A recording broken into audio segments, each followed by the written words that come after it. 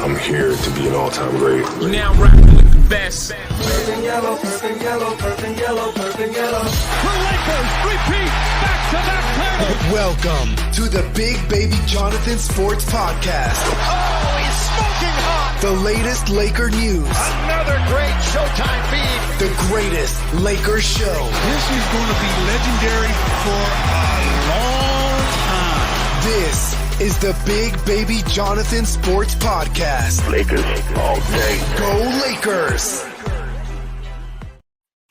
What's good, everybody? It's your boy, Big Baby here from Big Baby Sports. Hit that like button and subscribe to the channel. I got a very special guest, three-time NBA champion, James Worthy, man. Thank you for taking the time out of your busy schedule for coming on Big Baby Sports, man. How's it going? Oh, good, Big Baby, man. You know, you've been rolling. I've had to, wait for the right time, but it's nice to be here, brother. Yeah, man, it's an honor to have you, man. And let's get right into it, man. So tell us about the Showtime Lakers, man. Tell us what it is like being around that team in general with the Showtime Lakers.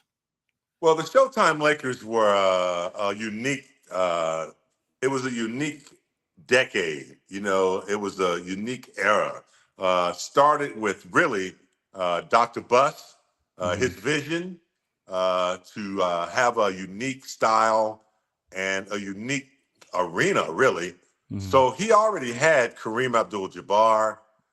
Jamal Wilkes was already here. And then Magic came. And that's when things really started to lift off the ground. Magic was the main ingredient to the vision that Dr. Buss had. You know, he wanted a special team. He wanted a special arena where, you know, he came up with Laker girls. He came up with floor seats. Mm-hmm. He came up with branding buildings when he got $50 million to name the fabulous forum, the Great Western Forum. So Showtime was about style of play, which was fast. It was unorthodox, mm-hmm. and it was powerful. It was intense. With Magic running the ring, running the show, Kareem skyhook, Coop Byron and I on the wings. It was, you know, and in a lot of cases, unstoppable. Yeah, man, they're unstoppable. I really didn't start watching basketball until 2000, but the history that you guys talk about, you know, to me, I think that's one of the greatest teams of all time. You know, it was, and I think, you know, we got the record to back it up. 5 championships in a decade. I know Michael had 6 in the 90s, but mm-hmm. I would test the waters in the 80s. And it was also, you know, a decade of growth, like mm-hmm. off the floor. It was a crazy lifestyle, and you know, it was before, really before, before AIDS, and it was just the 80s. It was crazy, and the lifestyle was dangerous. It was also a big rivalry between the Lakers and the Celtics that reemerged the history of the 60s. You know, the Celtics, you know, they beat the Lakers 7 times in the finals until we beat them in 85. It was Boston style and LA style. So there was a lot of stuff going on in the 80s that made it so. The NBA got a big television contract with CBS, and it just blew up at that point. And so we've been able to see the growth to where it is now. Yeah, man. And speaking of that, man, do you think that this basketball is soft when it comes to the game of basketball? Do you think the NBA is soft in today's game? Well, it's softer than when I played. Mm-hmm. It's softer than it's ever been mm-hmm. in NBA history.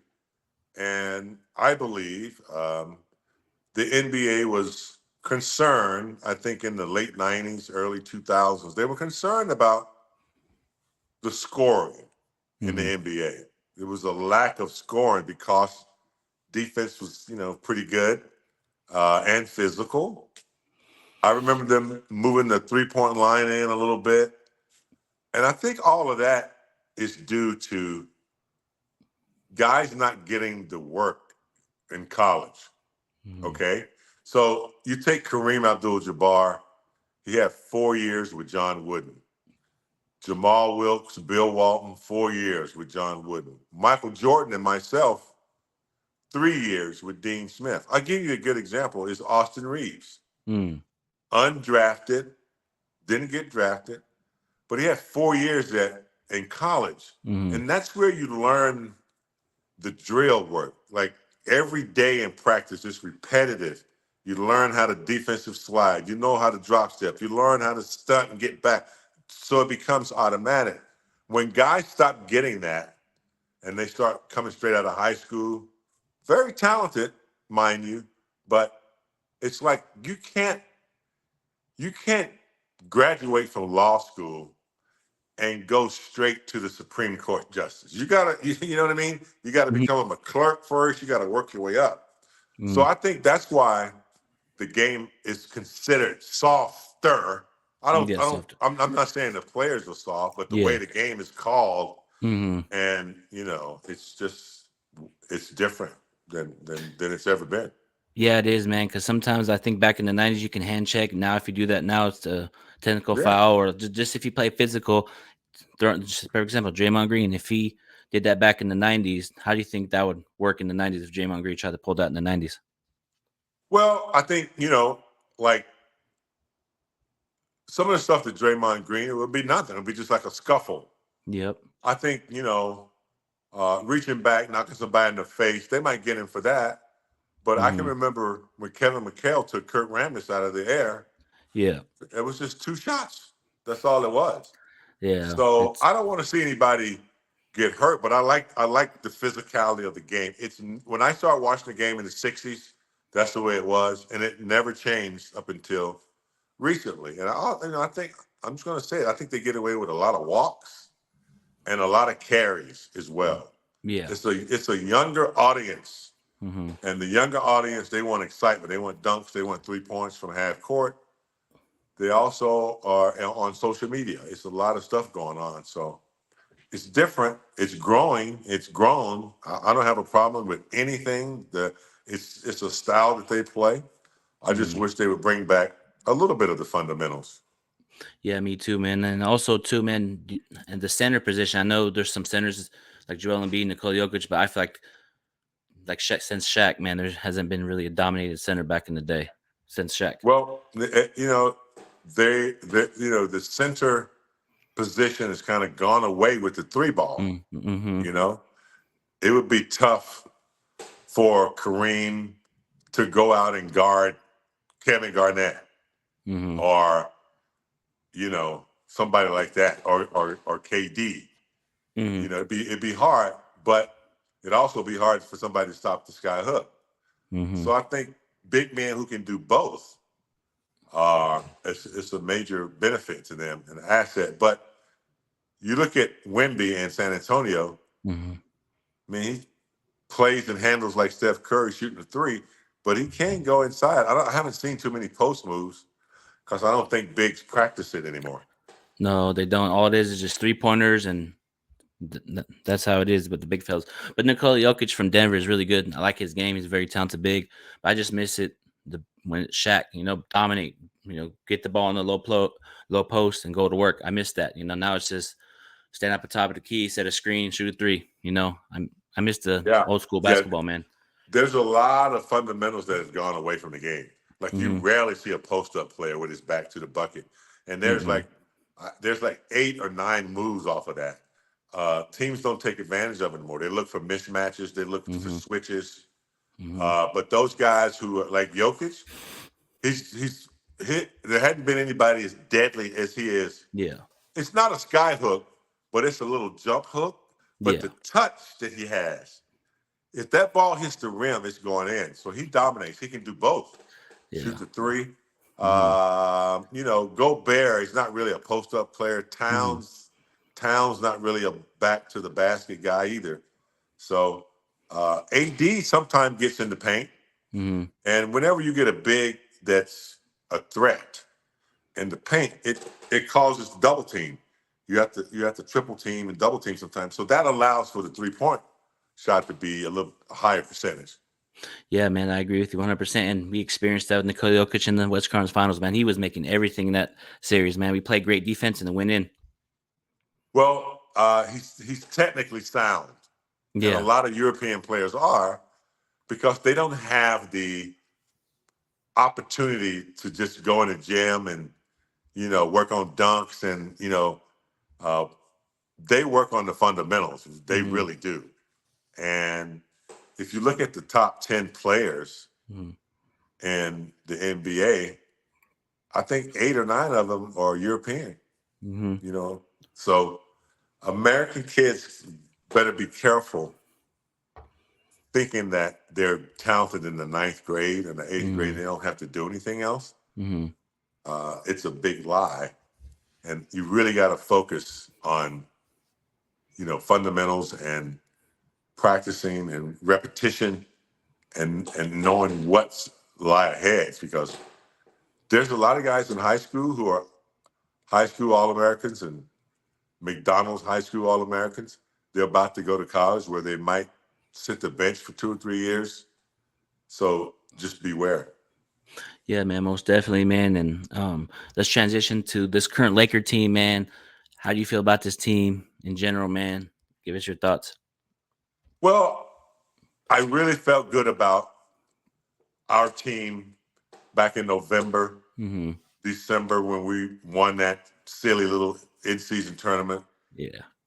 Because I thought with Vanderbilt on the court, and D'Lo finding himself, I still think if we're healthy, we can make some noise. We're just in that bad seating spot. Injuries, everyone has injuries, but I just take it to this before I get to any excuses, which I don't like to make excuses because every team has to go through injuries and stuff like that. Yeah, yeah. I can look back on our season right now and see 12 to 15 games that we blew and we should have won. And that's where my blame goes, not finishing games when you're up 16, 20 points and you allow teams to come back. So I start with that. Then when you present a coach with 33 to 37 different lineups, because you have, all of a sudden, Vanderbilt is out. Cam is out, I can remember Austin Reeves missing a few games, So it's hard to project, but it's no excuse. They still got to play the game.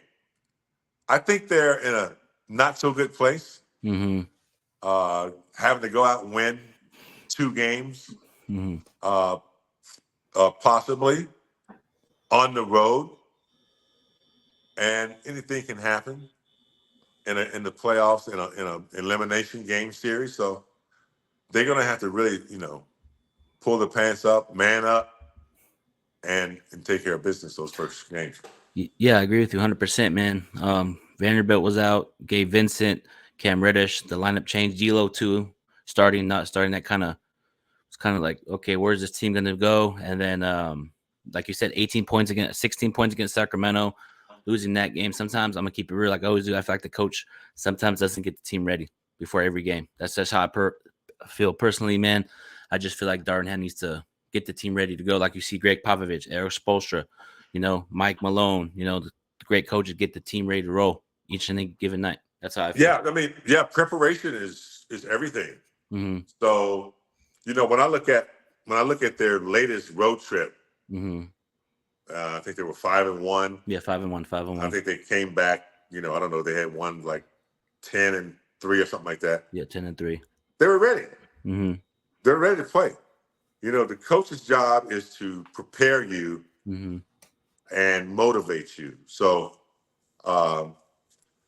but my take on that is, once the coach has done that, it's up to the players to get it done on the floor. Now, coaches have to deviate from their game plan sometime. As a second-year coach, those are challenges that Darwin still faces. He's not an experienced head coach, so he's learning on the fly, which yields him sometimes a lot of criticism. And also when he has injuries that he can't project, it makes it hard. But ultimately, it's always going to fall back on the coach. But guys, when you're not ready to play in the first quarter, that's a player's thing to me. Yeah. Yep. If it's continuing and at the end of the first quarter and on into the second quarter, then that's coaching. But when you hit that floor in the first quarter, your ass got to be ready to go. You can't be getting down 15, 16 points and spending all your energy. We've had too many situations like that. We've also had situations where we've had 18-point leads and gave those up. That ain't coaching. That's playing. So, but it is the coach's job to remind them of that. If he sees the lead dwindling, like, you got to take a timeout. Yeah. And it can't be like, nice guy. You know, it's got to be, look, this is what we need to do. So it's a delicate situation. Yeah, it is, man. And it's so back in the day when you played, if you guys were playing like how Lakers up and down, what would Pat Riley do to you guys if you guys were up and down throughout the season? We didn't play up and down. I know, but like, let's say if you guys did. Like, look, I'll tell you what, we lost 2 games in a row once. Yeah. And Rouse was a work ethic. He would work you. He would work you. He would set you down in front of a video and embarrass you. Like let you see yourself. And then he'd look at you and say, what the fuck was that? Didn't matter who it was. Be Magic, Kareem. So holding you accountable. Yep. And he was honest. And if I was a coach, I would not hold back. Because I'm going to lose my job anyway, one way or the other. So I got to, it's a tough, because you're managing personalities. Yeah. So everybody's personality is different. You push a guy too hard, you might lose him. You know what? Don't push him enough. Don't push him enough, you might lose him. So it's delicate. Yeah, man. And it's just, I just want Darvinham to hold, like, show some frustration, because sometimes he doesn't show it sometimes. You know? There are moments where I wish he'd get a couple texts. Yeah, same. Bad call, protect your players. But hey, that's my style, not his. Yeah, I understand, man. And also, too, man, late great Kobe, man. Describe Kobe Bryant in one word. Well, if I had to use one word, it would be killer. But that's what he was. Yeah, man. He was an assassin. Maybe assassin. Yeah. Both the same. You weren't going to outwork him. That was it. Yeah, Kobe's one of the greatest Lakers of all time, man. His work ethic was amazing, man. I also have a story. He followed me on Twitter. Me and him had a conversation, man. I look at it every day. It's Big Baby. Keep up the great work. I'll be seeing your shows, bro. Keep it up. I'm looking at him like, okay, I want to give up on this podcast. Hell no, I'm not gonna. Nope, I'm gonna keep pushing. You know, that's right. Sometimes this YouTube stuff, podcast gets a little bit tough, but every time I want to fall back, nope. Listen to Kobe and keep pushing, keep striving for greatness.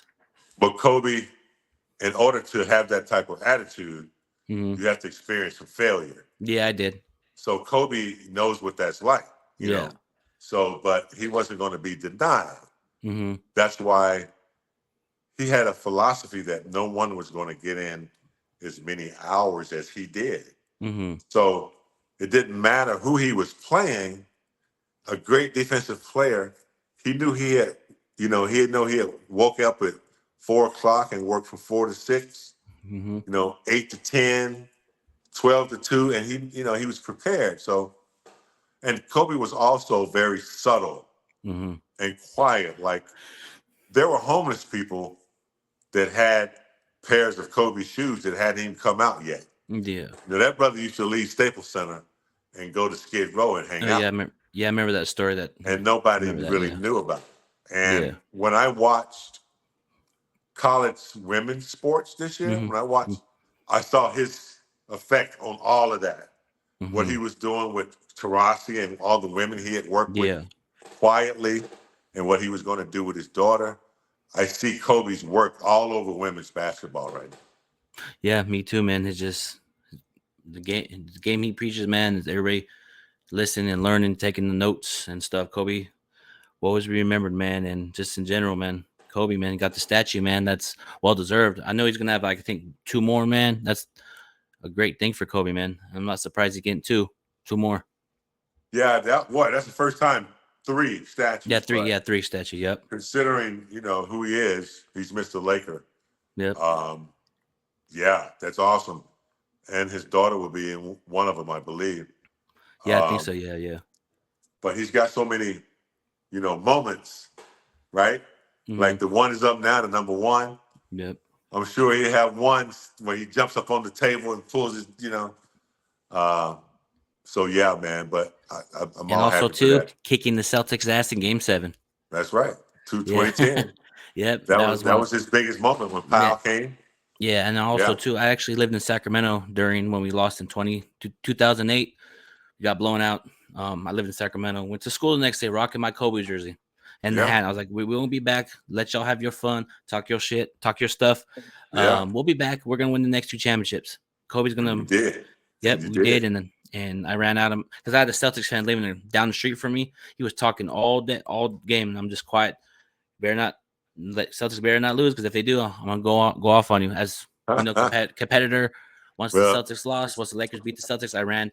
Let's go Lakers. Where's have that same energy, man. And he was quiet and everything, man. It's the best feeling in the world, man. Seeing the Celtics fan be upset. my favorite line is "Get that Celtic ass, baby." Yep. Get that Celtic ass. So That's the Can't key. stand them, man. Can't stand the Celtics. I never liked them. No, me neither, man. But also too, give us a story about Magic Johnson that people don't know about. Well, there's a lot of stories I can't say. Yes. But in 1979, Mm-hmm. I was a senior in high school. Mm-hmm. And so when you're being recruited, Mm-hmm. you get to go on 6 visits to colleges that you think you might want to go to. Mm-hmm. So everybody knew I was going to North Carolina. Yeah. So I didn't even take my 6 visits. I took 4. Mm-hmm. I came to UCLA to visit. I went to Kentucky, North Carolina, and back in '79, Magic was a 6'10" point guard. You'd never seen that before in your life. Yeah. 6'10" guys were centers. Mm-hmm. And I had this visit, and I said, I just want to meet Magic. I just want to meet him. He was even in college. He had it. Yeah. So I went to Michigan State. I went to Lansing. Magic picked me up in the airport in what's called an electric 225. Mm-hmm. It's the car. We call it a deuce and a quarter. Yeah. Big car. And he picked me up, and he had a big afro. Mm-hmm. And he picked me up, and he was leaning. I was in the passenger side, and he was driving with one arm, and he was leaning so close to me, talking to me. And I was like, man, I feel like I'm his date or something. And he was like, James, yeah, man, you come here next year because Greg Kelsler was leaving. He was a senior. Yeah. He said, man, yeah, he's leaving. It'll be you and I and Jay Vincent. Man, we'll win a title. He said, I know you love North Carolina, man, but you come to Michigan State, man, we'll do it. And I was like, I looked at him, I said, man, I already heard that you're leaving after this year. So he was already leaving. There's no way I was going to Michigan State in that cold weather. But Magic was the ultimate team player. Like if I'm going to pick one player to start my team, and you give me a choice between MJ, LeBron, Larry Bird, anybody else, I'm picking Magic because he's a winner. Yep. And he makes sure that everybody else is maximizing their talent. Yeah. For instance, one time, I was having a bad shooting slump. Mm-hmm. And I had the ball boy come in early, about 30 minutes before practice, so I could get some shots up, Mm-hmm. And I got there, and the ball boy wasn't there. I was like, man, but Magic had heard it, and he came and rebounded for me. And so when he was rebounding, he was making the right pass and talking to me and telling me, and that's just the kind of guy he was, man. And you can see that it transferred to his post-retirement. He's become a billionaire in business. Amazing. Yeah, most definitely. And I know that was the next question. Who would you build a team around? You said Magic. If Magic Johnson was in today's NBA, how do you think he would do if he played in this era? He would kill him. I mean, 6'9". Mm-hmm. People would love to play with him on the fast break. Mm-hmm. He would shoot the three. He had a set shot three he could shoot. Yeah. But I don't know who could guard him. Mm. And he would post up. Any guard you put on him, you'd have to put a power forward on him. Did he, So, yeah, we ran. I don't see any difference in the transition game. The only thing is we only had 2 3-point shooters. And that was Byron and Coop. Yeah. So, yeah. And speaking of we Michael could Coop, adapt to it. Yeah. Speaking of Michael Coop, congratulations. Hall of Fame. Congrats. Yeah. I'm so happy for Cooper. People appreciating the defense that he played. It was amazing, contributor to our team. 5 championships, defensive player of the year. And Larry Bird always said that he was the toughest guy that guarded him was Coop. So, yeah. Yeah. One of the best defensive players of all time. What's the best advice you have ever gotten in your career or in life in general? Well, the best advice I got a long time ago, like when I was like 15, was to be slow to speak and eager to listen. So I listen very well before I speak. And that's always been a big one for me. And the other one is I don't attach a meaning to everything. So I don't think about anything that hadn't happened yet. And unless I know the full meaning of it, I don't attach a meaning to everything. It's a waste of energy and time to be, doing that. Yeah, man. Appreciate that. Also, too, let's shift gears here. LeBron. How do you feel like LeBron James in his tenure with the Lakers, how do you think it did in general? Well, he continued to be LeBron. He won a championship in the bubble. The numbers he has put up are phenomenal and unheard of for a 40-year. But a guy that's 40 years old. But he's won one. I think he wants to win another one. And with AD and the supporting cast, that's where we need to be focusing on getting back to the finals. So I think if he can do that again, he really would seal the deal. Yeah, I agree. He's had a good career with the Lakers and one championship plus in season plus passing Kareem, playing hella minutes. He's up there. He's up there with Jordan, Kobe, Larry Bird. He's up there with everybody. And yeah. And real quick, before I get up and out of here, man, what kind of advice can you give me on this podcasting journey that I'm on? Well, Jonathan, you're already, on a good path. Preparation is everything, and you seem to be prepared for your interviews. Being creative, in addition to, sports players and stuff like that, it's also important to address certain issues in sports, like mental health, post-career stuff, and just keep it fresh, man. Keep it fresh, keep it honest, be straightforward with people, because that's what we want to hear. And you'll do fine, bro. Appreciate it, man. Fine, James. man. Yeah. And also, too, I had a goal in 2016. I wrote a list when I first started this podcasting journey. Kobe was on there. Jeanie Buss was on there. Byron Scott, Robert Ory. You're on there. Mike Trudell, Geeter, Ronnie Brewer. All of them are crossed off, but Kobe's, that was one of my – Kobe was left at the top, but unfortunately what happened, You keep doing that. That's what I'm talking about, being prepared. Yeah. Keep writing it down and keep checking it out. Yep. That's James Worthy, man, go ahead and tell people where to find you, man. And man.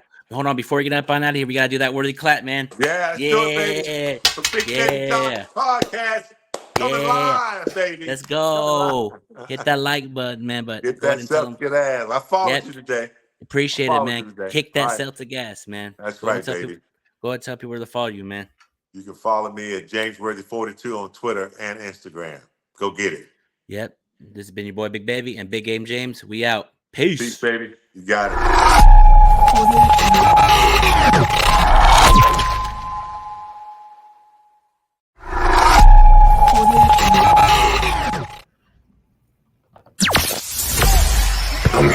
be an all-time great. You're now rocking with the best. Purple yellow, purple yellow, purple yellow, purple yellow. The Lakers repeat back-to-back titles. Welcome to the Big Baby Jonathan Sports Podcast. Oh, he's smoking hot. The latest Laker news. Another great Showtime feed. The greatest Lakers show. This is going to be legendary for a long time. This is the Big Baby Jonathan Sports Podcast. Lakers all day. Go Lakers!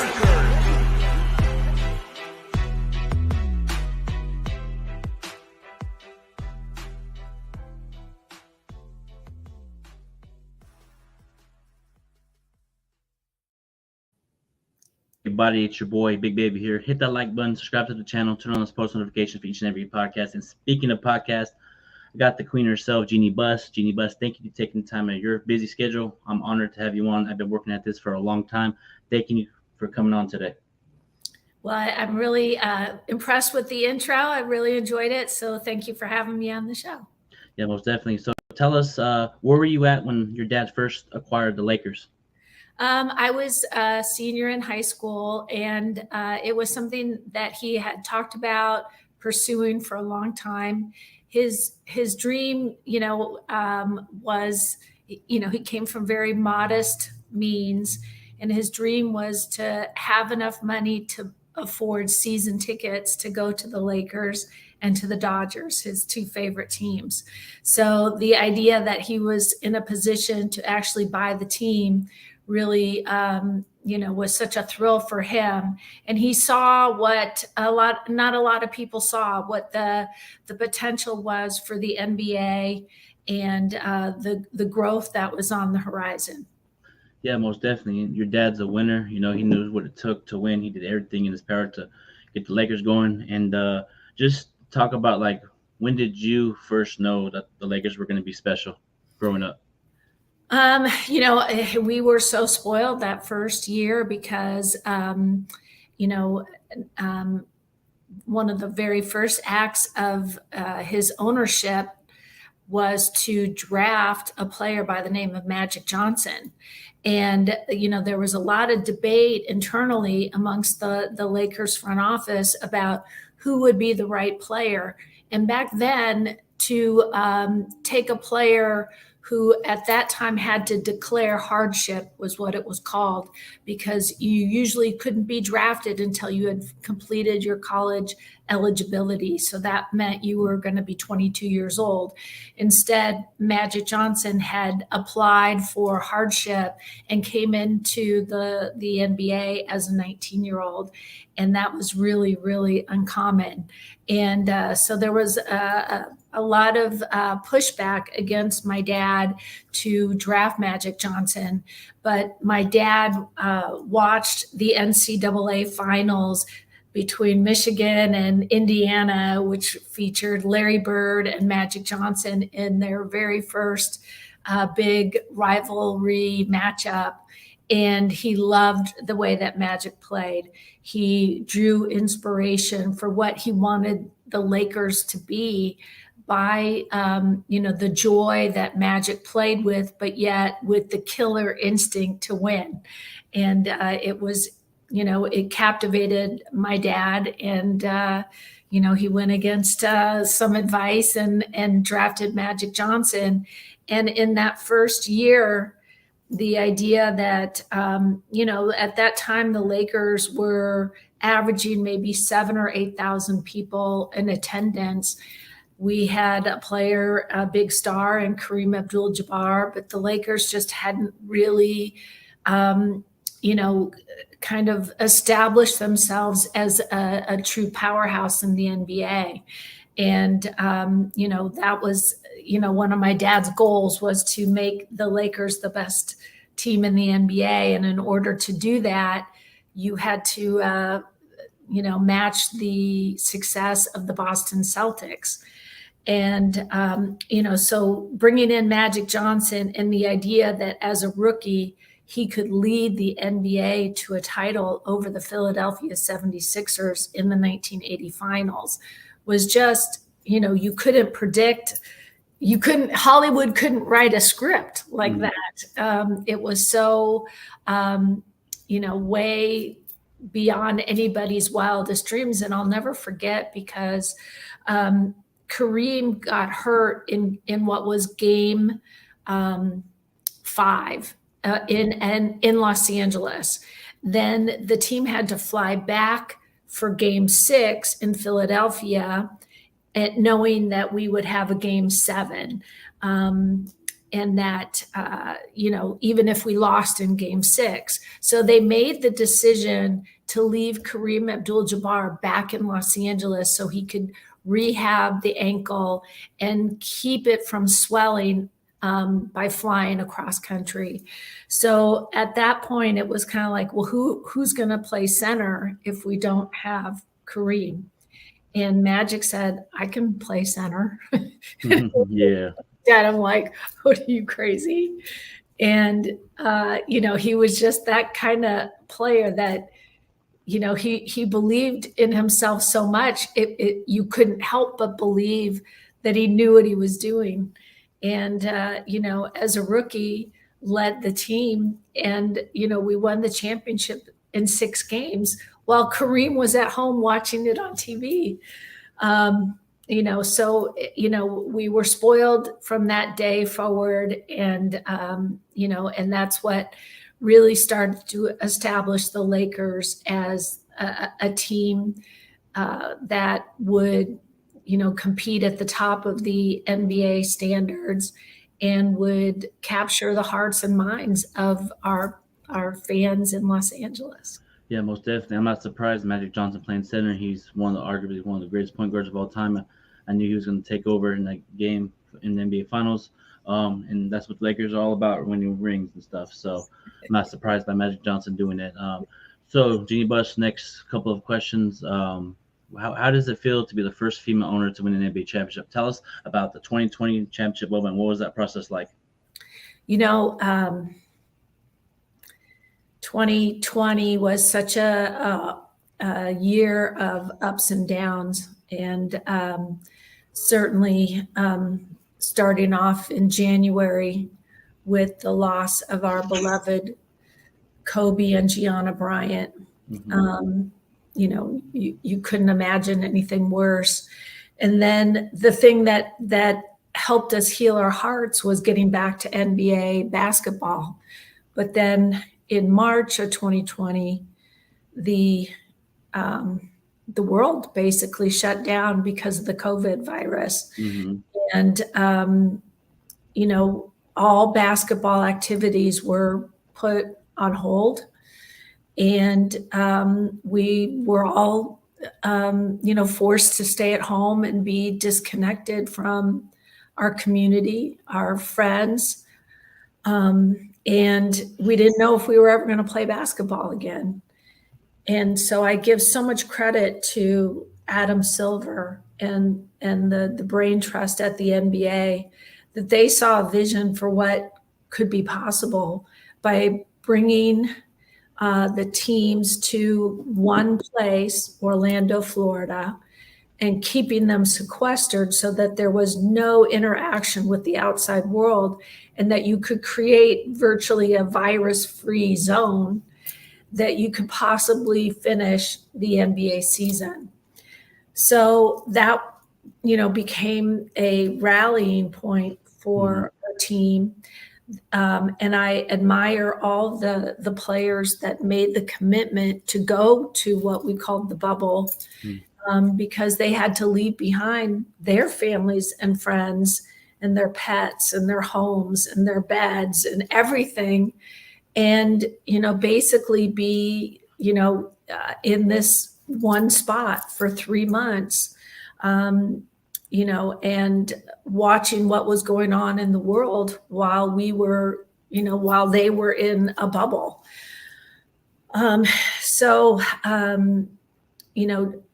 Was hoping for the best, but, really didn't anticipate a championship run for the Lakers.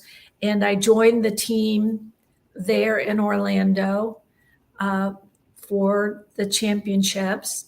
And I couldn't have been more proud, because that kind of pressure of being away from everything that's familiar and everything that gives you comfort really made that championship something special.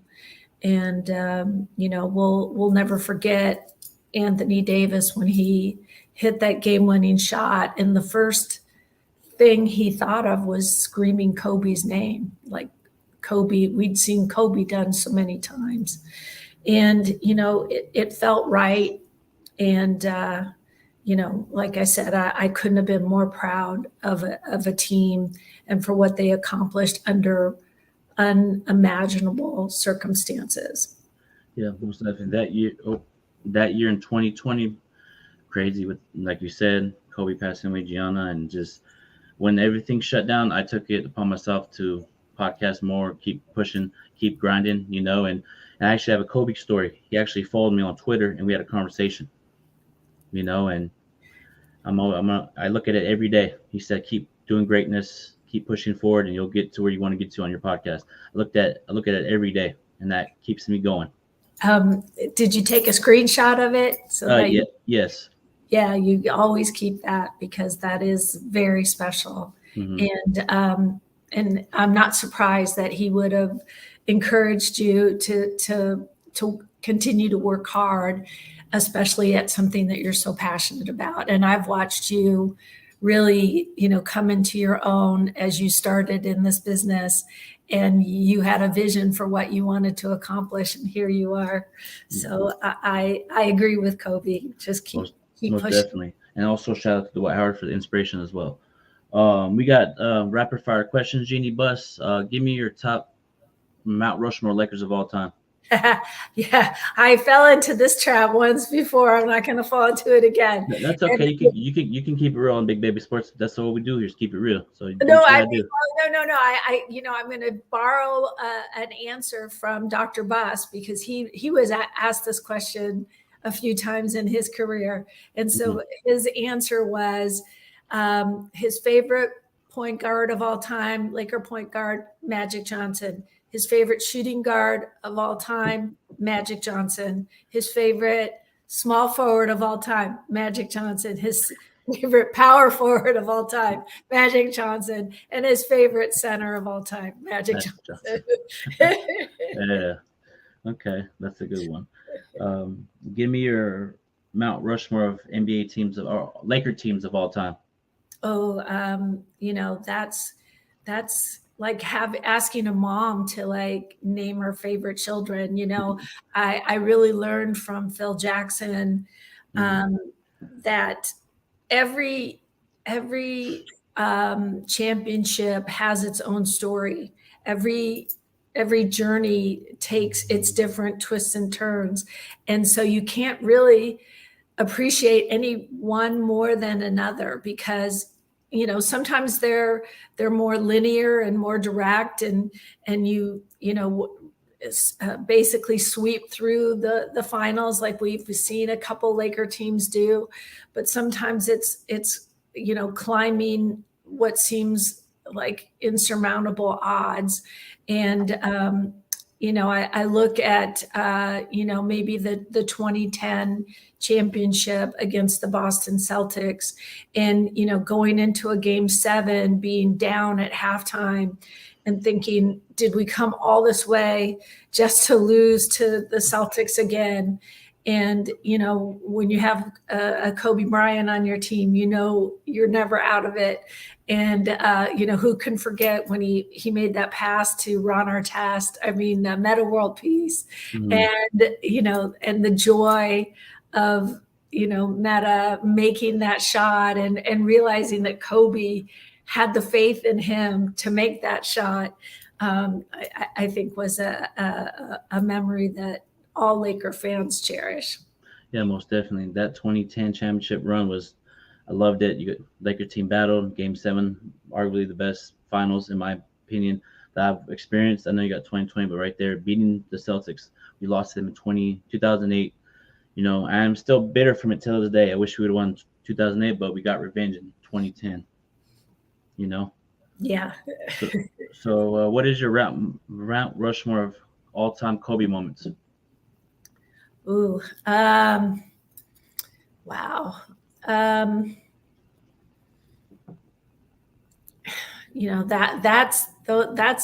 that's even harder. I think there are so many great memories. I guess I would, think to the 81 point game. And I've had to explain many times to people that it wasn't Kobe just playing in garbage time and like just, taking advantage of a team that was undermanned, that we were behind at halftime. And Kobe did what Kobe had to do to make sure that we won that game. And so he scored 81 points to make sure that the Lakers would walk away with that victory. And a few weeks before that, he had gone for 60 or 61 points against the Dallas Mavericks. And that was by just the third quarter. And Phil took him out in the fourth quarter. And I'll never forget our drive home. I got in an argument with Phil and I said, why didn't you just leave Kobe in? He was, he was scoring at will. He said, Jeanie, we were going to win the game. Like, what was the point? Like you don't do that. That's not what you do. And, and Kobe understood it. I was the one who didn't understand why he had to come out of the game. But then, for him to, a few weeks later, score 81 points because that's what he had to do. That the willpower of Kobe was so strong and could never be underestimated.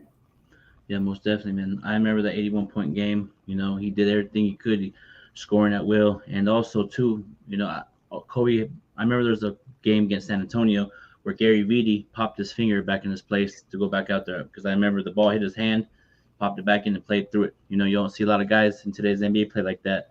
So it's like, I love to see I like when I saw Kobe. He was like, come on, Kobe, you got this. Yeah, like Phil used to say he'd never seen a player with as high pain threshold as Kobe, that he could do something like that and just move on right to the next thing. He never lingered in the agony. He always kept moving forward. What a great lesson for all of us. Yeah. What is your Mount Rushmore of all-time NBA owners? There's been some really, really good ones and some really not so good ones. I guess I would say, I have, when I came into the league in the late 90s as an alternate governor, most of the governors in the room were much older than me. And, I couldn't really relate to them. And I thought to myself, this is going to be a really difficult position for me to be in, because I'm not really, how am I going to have, conversations? How am I going to garner their respect? And then I realized that any new owner that came in after me would be somebody that I could, put my hand out to and, kind of give, my support and whatever help they needed in adjusting to this league that they are now a part of. And so in the year 2000, Mark Cuban came into the league, and, he and I are about the same age. And, this was somebody that, thought a little bit differently than the established guard, and, didn't look at me as somebody that, should be, delivering the coffee as opposed to somebody that deserved a seat at the table. He was of a different generation. And, I, have a very deep respect for Mark Cuban for that reason. And, I was happy for him when he won a championship. I want, if the Lakers couldn't win, then it doesn't really matter to me who wins. But, congratulations to him. And he's always run an excellent organization and always been competitive. And that's a hard thing to do after, 25 years in this league. Yeah, most definitely. Mark Cuban, keep up the great work. Now we're going to go to describe in one word. Describe the Lakers organization in one word.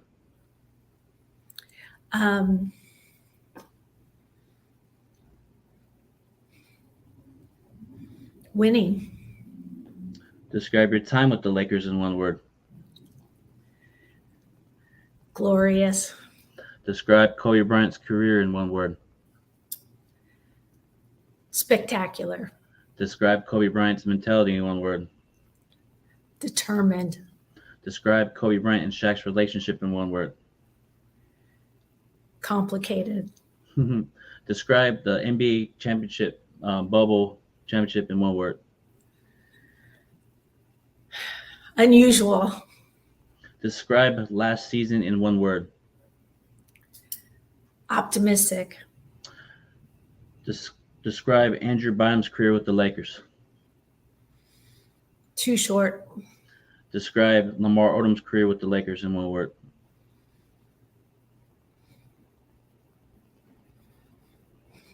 Emotional. Describe LeBron James' career with the Lakers in one word. Ongoing. Describe Anthony Davis's career with the Lakers in one word.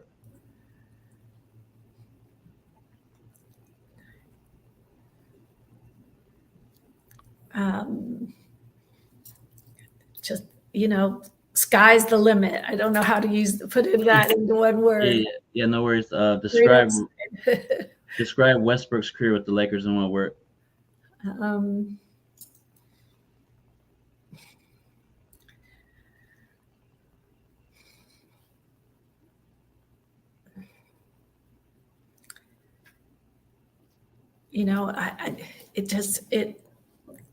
It wasn't the way we wanted it to be. I wish I could think of the right word to describe that feeling, but I really love the kid. Yeah, he's a very good competitor, and it was just unfortunate. Just tell us about the Lakers season, first year with Darvin Ham. Tell us a little bit about that. How do you feel like he did with this Laker team this season? Solid. When I think of Darvin, I just think of him as he's just grounded, strong, somebody that you can lean on, consistent. You know what you're going to get during the season. He never got too high. He never got too low.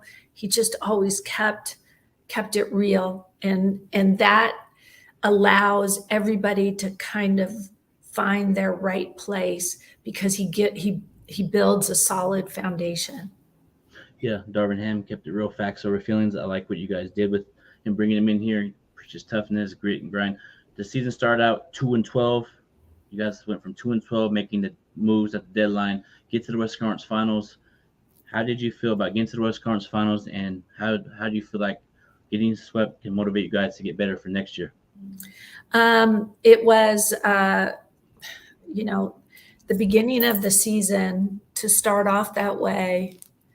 It was really, really difficult because I knew it was going to be a challenge for a new coach coming into a situation, and the expectations on this franchise.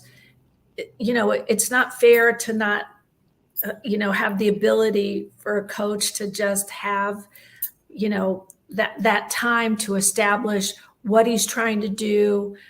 Training camp is too short. There's so many distractions that are going on because of league requirements and media. And, a coach doesn't really get the time that they need to put in the offense, the defense, the sets, just the communication that he wants with the team. And so now to start off the season and be burdened with a poor record and wondering, when are you going to, win that first game? When are you going to win 2 games in a row? And the weight just, it just adds to all the other difficult challenges that face an organization in this league. Everything comes at you fast. Phil used to tell me that, when you have a team, you want to get to 20 wins before you get to 10 losses. So by the time it's Christmas, you know what kind of team you're going to be and where you're going to kind of fit into the standings. And so, we had that heartbreaking loss in Boston in early December on, what would be, some would describe as a questionable call. And, it just felt like we're not going to have a break. It's not going to, things are going to get worse before they get easier. And the one bright spot was being able to focus on the idea that LeBron was going to break the all-time scoring record. And I, for me, the fact that he was wearing a Lakers uniform means a lot. But as I was asked about that record, I emphasized that this was LeBron's record. It wasn't a Laker record. LeBron and the work he's put in, not only for the Lakers, but for the Cleveland, for the fans in Miami, this was a celebration of LeBron's career. And so we got to participate in that, and the atmosphere for those games leading up to him breaking the record felt like playoff games and were very exciting. And, so that gave us some joy in what seemed like a very disappointing season. But, in the first move that Rob Pelinka made, was the trade of Kendrick Nunn for Rui Hachimura. And that all of a sudden was kind of like a spark that, wow, this is very exciting to see this kid come in. And I remember when he was drafted, and, he kind of was a big story because him being from Japan and coming to the NBA was a very big story. And certainly, I remember meeting him, and for whatever reason, and I wouldn't normally do this, but when I met him, the first question that came out of my mouth was, "You decided what number you're going to wear?" And he said, "I'm wearing 28 because number 8 for Kobe and number 2 for Gianna." And it just struck my heart. And I went, this kid's going to be okay. This kid's he really understands us here. And that he draws inspiration from the story of Kobe and Gianna. So, he couldn't have captured our hearts more and had a great playoff run. And then certainly the trades that were made at the trade deadline, really even surpassed my expectation of what was possible. Yeah, most definitely. The season 2-12, Darvin Ham did his thing, brought the defense, and just in general, like the season got turned around, like you said, with those trades and all that. And you guys got to the playoffs. The first matchup was against Memphis. What did you think about Memphis, that series going into the first round versus Memphis, and certain players talking to get under LeBron's skin? How did you feel about that? The idea that we made it through the play-in and we're going to be matched up against the number 2 seed, it was kind of like, okay, well, this is going to be difficult to get through.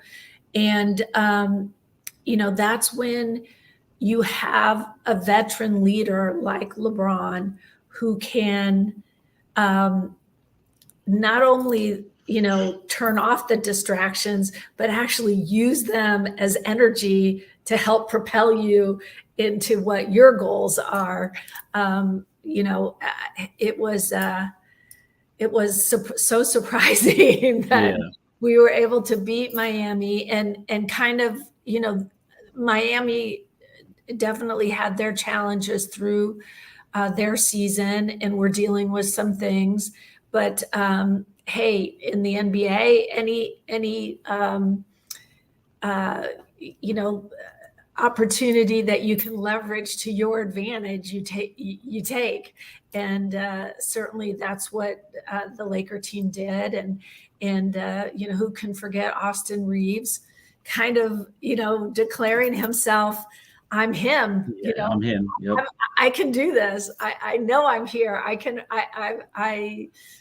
put me in this position and I'll deliver. And he sure did.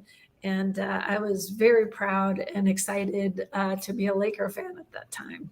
Yeah, most definitely. Me too. I liked what Austin Reeves did in that playoff run, along with Rui Hachimura, D'Lo, just the team chemistry from the start at the deadline too. The deadline trades got chemistry, and beat Memphis, beat the Golden State Warriors, and just fell short versus Denver Nuggets. And how did you feel about Mike Malone talking about Lakers daddy? How did you feel about that?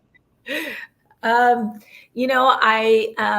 heard his comments, and I know exactly what he was feeling in that moment. Mm-hmm. You are on the top of the world and you feel invincible.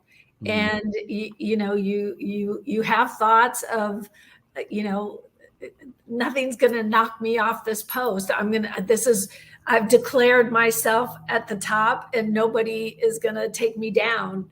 And I think that, he was caught up in the moment, and that's happened many times in Laker history where Mm-hmm. we've been involved in situations just like that. And we all remember Pat Riley when he declared the Lakers were going to win back-to-back championships. Yeah, I remember that. During the parade. Yeah. The players were like, are you kidding me? You can't do that to us. So I know how coaches think. He's going to motivate his team. He wants to stay on top. And certainly, if I know our players well enough, they'll use that as their motivation going forward. Almost definitely. I already took it as motivation for upcoming season. And he was talking, I'm going to take that, implement it for next season. But it's part of the game. They're their first time in NBA history they win a championship. So I understand it. Top of the mountain. Just congrats to the Denver Nuggets. But we'll see you in the playoffs next year. It's all good. It's all love. But gotta ask this question: when can we expect the Kobe Bryant statue? I can assure all Laker fans that there is when the time is right, they will know, and that's how I will leave it. Most definitely, I will be tending that game, outside or inside. That's gonna be a special day. Yes, I agree with you. Most definitely. So Jeanie Buss, this has been an honor. I just want to say thanks again. It's an honor. I've been working at this since 2016. Thank you so much from the bottom of my heart for coming on Big Baby Sports today. And this video will be dropping on Friday. Oh, fantastic. Great. And thank you for having me. And, let's make this an annual event. All right, most definitely. You're now rocking with the best. Purple yellow, purple yellow, purple yellow, purple yellow. The Lakers repeat back-to-back titles. Welcome to the Big Baby Jonathan Sports Podcast. Oh, he's smoking hot. The latest Laker news. Another great Showtime feed. The greatest Laker show. This is going to be legendary for a long time. This is the Big Baby Jonathan Sports Podcast. Lakers all day. Go Lakers!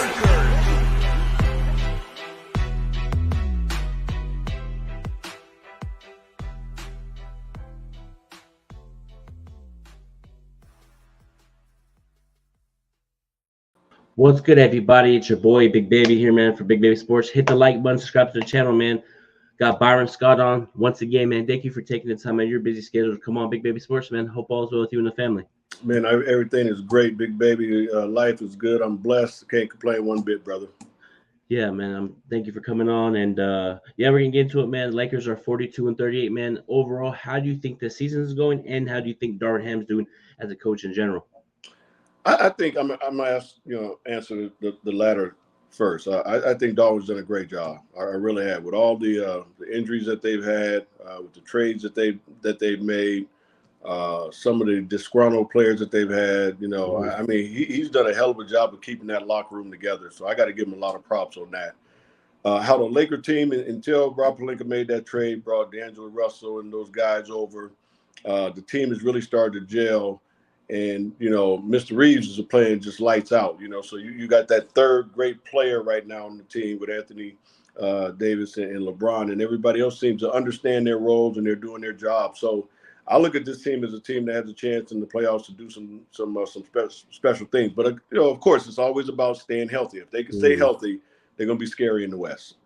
Yeah, most definitely, man. Like, they started at 2-10. They had disgruntled people. They had Westbrook, man. Like, to be honest, man, I feel like Westbrook didn't – I think the spotlight was too big on him, in my personal opinion. You know what I mean? I know a lot of players that come to the Lakers, the spotlight's too on them. They don't know how to perform under the bright lights, man. How do you feel like Russell Westbrook did with the Lakers in general? You know what? I think Russell did okay. I'm not going to say he did great or he did bad. I think he also accepted the role of coming off the bench. So I think his intentions were great because he wanted to win. But like you said, playing in L.A. ain't for everybody. Sometimes it's just too big to be in this city because there's so much that's demanded and put upon you. And Russell, to me, is a first ballot Hall of Famer. He's going to be a Hall of Famer. There's no doubt about that. And I love the fact that when he was here, he was willing to do whatever it took to be successful. So I think he gets a bad rap being here in L.A. When they trade him to the Clippers, a lot of blame was put on Russ, but I thought a lot of that blame was undue and unnecessary, and a lot of it wasn't his fault. So I still give him a passing grade when he was here because he tried to do everything the right way. Yeah, he tried, but there's some times where he looked disengaged at times, man. Turn the ball over, not get back on defense. Anytime the coach would hold him accountable, he would sit on the end of the bench. If you're the coach and you saw, as a coach, man, how do you feel? Would you be able to handle Westbrook if you're coaching this Laker team? Listen, we probably would have got in some shouting matches. I ain't gonna lie, and been going at each other, but it's all about trying to win, and the competitive nature comes out as a coach as well. And I'm sure Darwin probably got into him a few times, so at the end of the day, you got to be a man. You got to understand that this is a job. You got to do the very best you can. And as a coach, you have no agenda. Your agenda is only to win. You're not trying to make people happy. You're trying to win basketball games. So I know with my fiery competitive nature that I have, and I love Westbrook's passion for the game and his fiery, I know we would probably got into it a couple of times, but it would have been in all love. I ain't gonna be lie. I ain't gonna lie to you. It would have been all about love and just trying to make him a better person, better basketball player. Yeah, and I agree, man. If you were coaching this team, I think you would be on a lot of these players, man. I really feel like you'd be on AD at times, LeBron. It's like you keep it real, man, as a coach. Yeah, no doubt. No doubt. I mean, as a coach, that's your job. And the one thing I would always do with my players is I'm gonna be honest with you. I'm gonna be straight up. And I'm gonna tell you what I feel. You ain't gotta agree with it, but you gotta respect it. And the same with the players. I ain't gotta agree with you thinking that I don't play you because of this or that, but you gotta respect the position that I'm in as a coach. So yeah, it would be some probably intense, shouting matches in that locker room. Yeah. I wouldn't do it on the court, in front of the fans, but I would definitely wait till we got in the locker room. And would definitely talk to certain players, about getting back on defense or doing this or doing that. But it would be intense. But I think, you know what though, Big Baby, I think Darwin has that in him. I've seen that fiery nature in him, and I know he's one of those guys that he made it in the NBA the hard way. I mean, he 6, 7, 8 years that he played in the league, he was on 5, 6 different teams. So every year he had to make it, and that toughens you up every single year. So I got a lot of respect for D-Ham, man. He's a hell of a guy. I think he's going to be a hell of a coach. Yeah, what I saw this year from Westbrook, anytime the players would tell him to do something, he would get upset. It's like, you can't get upset. If someone's holding you accountable, you can't get upset. It's part of the game. You know what I mean? Yeah. You know what? The best thing about being superstars is that you got to be able to allow other people to hold you accountable. The best thing about playing for the Lakers in the 80s was Magic Johnson would come to you, my rookie year and say, hey, if I mess up, let me know. Yep. And myself and Coop, as we got older as that group, I was one of the first players that I always tell, Buck, that was wrong. You did, and the one thing about him, he was like, you're right, B. You're right, B. Never took it personal. He took it as what it was, which is, with his criticism, but to correct that, the mistakes that you make in a basketball game. And he would tell you the same thing, So the beauty of our team was that we held each other accountable. And if you can't hold each other accountable, it's going to be hard to win. Yeah, man. You guys played some tough teams in the 80s and 90s, man. So do you think this era of basketball is soft, in your personal opinion? Yes. Like you said, Big Baby, just keeping it real. This era is so much softer. If you look at any of the 80s footage and even in the early 90s, the physicality of the game was much different. Guys would beat the crap out you if you came across the paint. Yep. You went to dunk the ball, you got the shit knocked out of you. You had to go to the free throw line, and it wasn't nothing personal. You understood that that's the way the game is going to be played. The game was much more of an inside out game then than it is now. Today's basketball game is an outside in game. We would never in our wildest dream think about coming down on a 3-on-1 fast break and shoot a 3-pointer. It was try to get a dunk or a layup. Yeah. So the game is definitely changed. I'm not saying for the worse or for the better. I think the evolution of basketball is always going to continue to change. I still love watching the game and critiquing the game, but it is a totally different game as far as the physicality is concerned, because this game is a lot softer than it was back in the day. Yeah, I started watching Lakers in the early 2000s with Shaq, Kobe. Man, it was just throw a ball in the Shaq. Shaq would spin, dunk on you, block shots like that. Yeah, now you got centers like Giannis and AD, and the Joker be shooting threes, and it's like, no, get your ass on a low block and go to work. You can take this guy. You know what I mean? Right. Like if I was coaching the Nuggets or the Lakers or Milwaukee, I would say, Giannis, go in the post, quit shooting threes. Like I like the game, but I miss the natural center. You know what I mean? Like Shaq, man. I miss those days. Yeah, those days are gone. I can say that right now. Those days are gone. They might come back. Like I said, the game of basketball, it comes back 360. So some point in time, in this universe, it's going to come back to where you have those big men that's going to be planted in the paint. But in the next 5 to 10 years, I don't see that happening. Especially with some of the young kids that I see now that's 7 feet, 7'2", 7'3". They're shooting jumpers. They're handling the ball like guards. So. The game is not going to change in the next 5 to 10 years, but probably in your lifetime, probably not mine. You'll get back to where you have the big man that have his back to the basket. Yeah, man, and I miss those days. I just miss the domination of the center position. Now you got finesse basketball, and it's cool at times, but I'd rather like get the ball on the block, go to work. And like in your career, like in general, man, like what was it like being around the late great Kobe in general? Can you tell us a story about Kobe that you want to share with the audience? It was fantastic, Big Baby. I got a chance to play with Kobe when he was a rookie. I got a chance to be his mentor and talk to him every day about the game of basketball. We would go different places together. We would sit on the bus together. We would sit on the bench together. And then being able to come full circle and coaching his last 2 years was 2 of the best years I've ever had as a coach. And it has nothing to do with the record, because obviously, record-wise with the Lakers, we were terrible. But it was 2 of the most fun years I've had, because I got a chance to reconnect, with KB and spend some time with him. And it was unbelievable to get to know him from the kid to the man. Being the kid that I saw that had the unbelievable amount of potential to the legend. The icon, that he had grown up to be, one of the greatest players of all times. I think one of my favorite stories about him is when he changed his number from 8 to 24.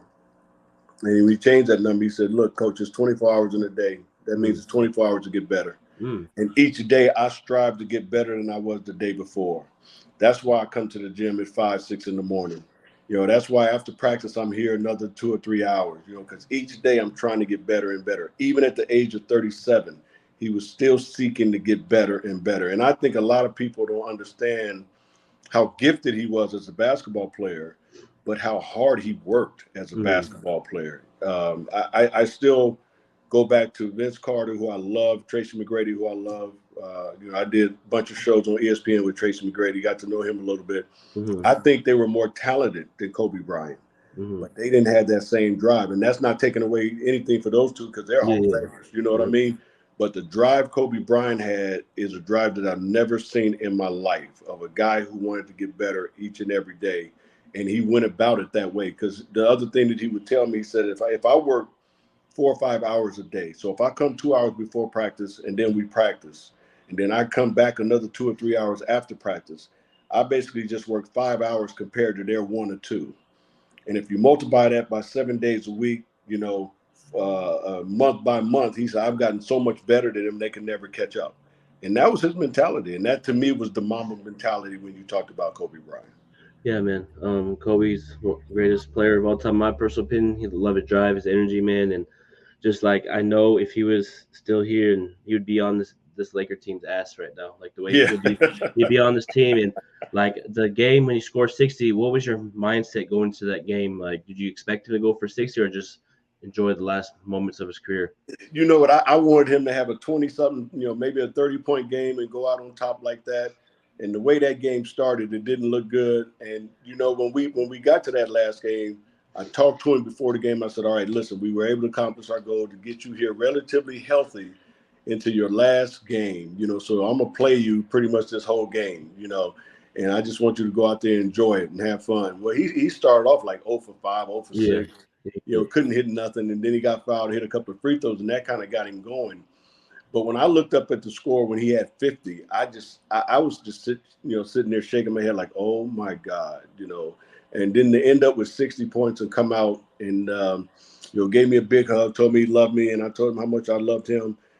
I don't think I will ever see anything in my lifetime of a player of that magnitude retiring after 20 years to have that type of game for his last and final game. Michael Jordan had a great game, but it was nowhere. It wasn't even close to 60 points, going out. So it was very, surreal for me to be right there and witness this. And then to listen to him in the locker room, tell the guys that, he gave this game everything that he had. And he didn't leave nothing unturned. And that is absolutely true about Kobe Bryant. Yeah, man. He left it all on the court, man. And every night. Every single night. Like, he played with messed up fingers. There was a game, I think Gary Vitti popped his finger back in place against the Spurs. Yes. And that's like, you see nowadays, if that happened to a player, I'm sitting out for a week. Yeah, I was about to say maybe 2. Yeah, 2 weeks, it's like dislocated finger, he popped it in, Gary taped it up, and he went right back in and played. And I remember Tim Duncan, looking at him, talking to him, and he was like, oh, it's no big deal. It's the same thing, Big Baby. I had him in Portland, and he separated his shoulder. Oh, yeah. I remember during the game. He turns around because I'm looking at him, and I'm watching him, kind of do this with his shoulder as he's running up and down the court.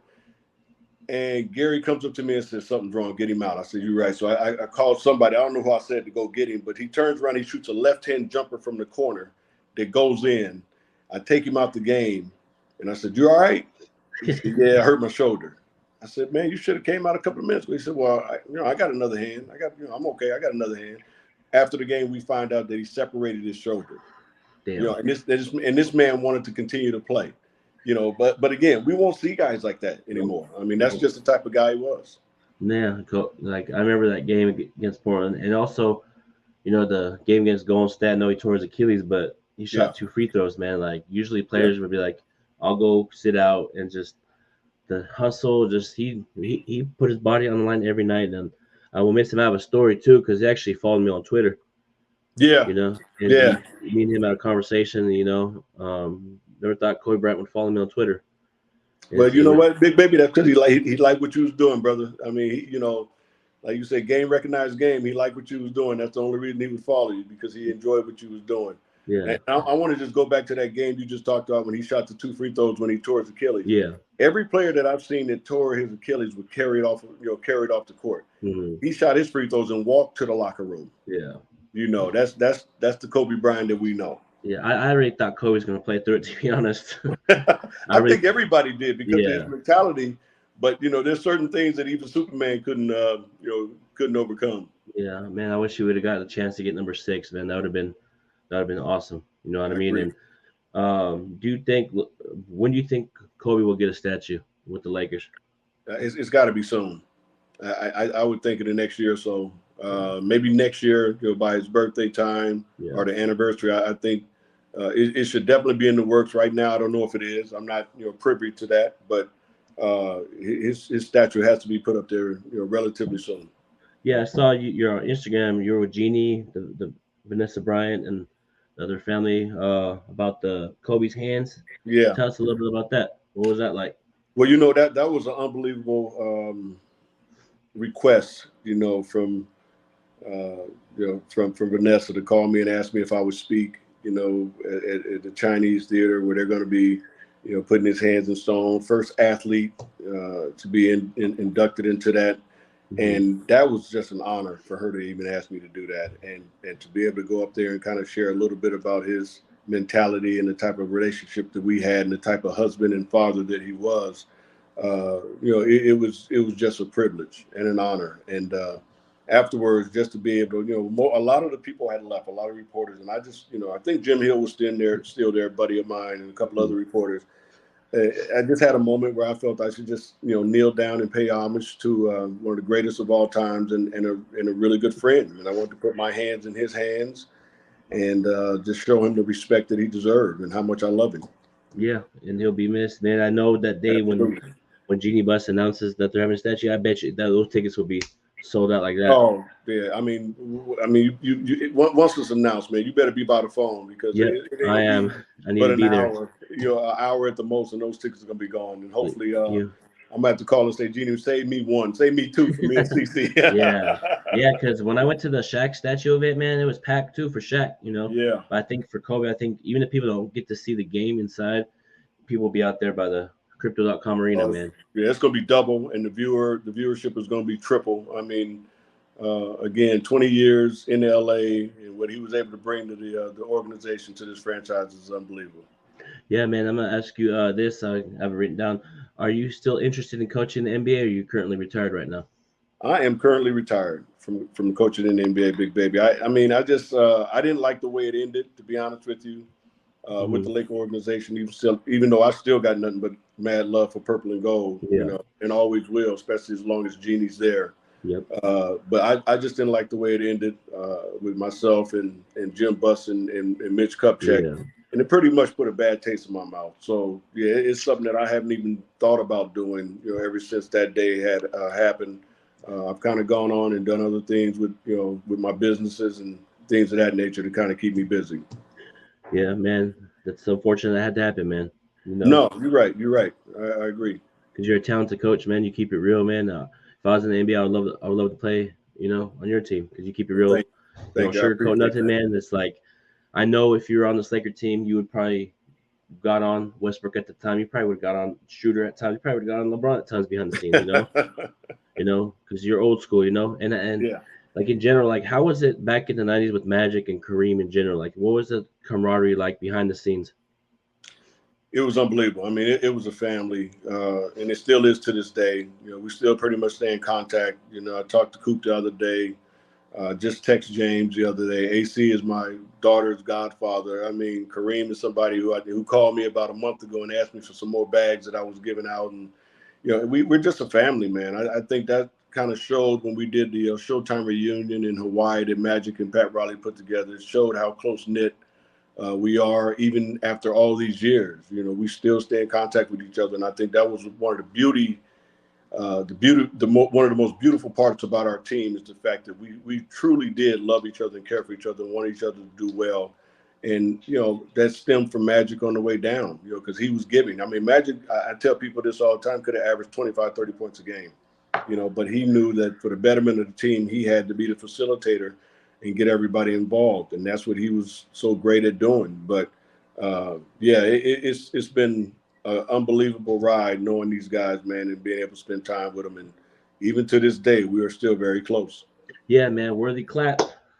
Yeah. he gave me a shout out on Spectrum Sports Live with Chris McGee. I got shot up a couple times by him. But, James Worthy keeps it real too, man. And yes, he does. Just in general, man. We got some questions from my girl, Laker girl, wants to know: do you think the Lakers can win the championship this year? I do. I think if they stay healthy, the chemistry is there now. Mm-hmm. Chemistry is there now. There's no doubt about that.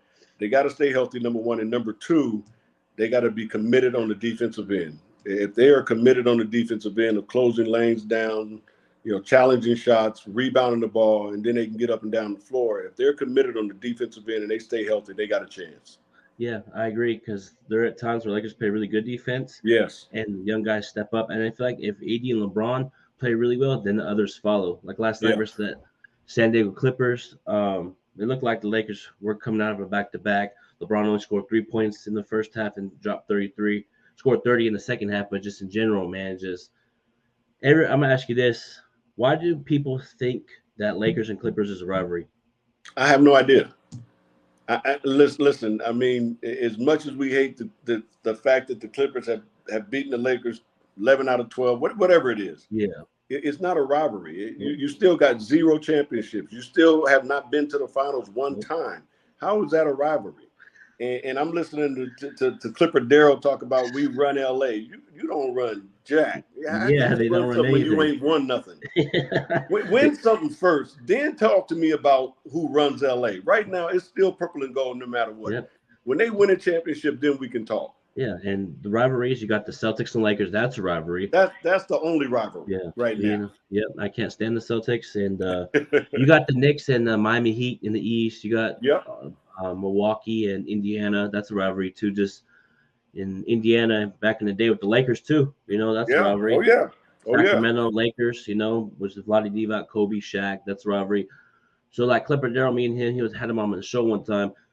He was talking all year. Then I was like, once the Lakers win a championship, you got to wear a big baby. I got a big baby jersey that says big baby on the back. And the Lakers won a championship, and I still never got that bet. So he's ducking. Clipper Darrell. And you probably won't get it because see, that's what I'm talking about. That's the Clipper fan for you. Now, see, if that was a Laker fan, we would have honored that bet. But that's the Clipper for you. Yeah, but Shaq has to wear that Clipper blue and whatever that color is. Yeah, red, black, white, whatever it is. Like you said, whatever it is. But that's the thing though about the Clippers. They play us really well, and then against everybody else, they don't play they just don't play well against anybody else. So when you see that, what is that as a competitor? What do you feel when teams do that?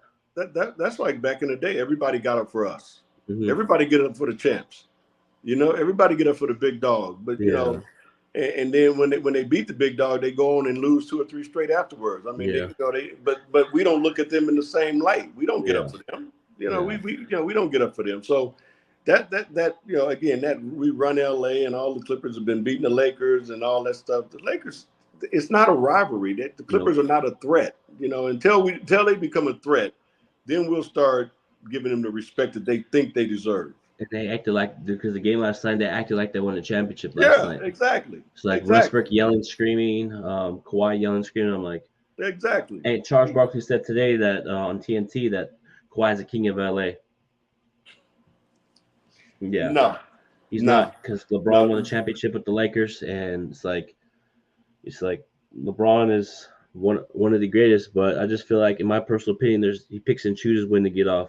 And that really makes me upset because I'm a Kobe fan. I just used to seeing somebody take over when the team's down. And it's Go at it.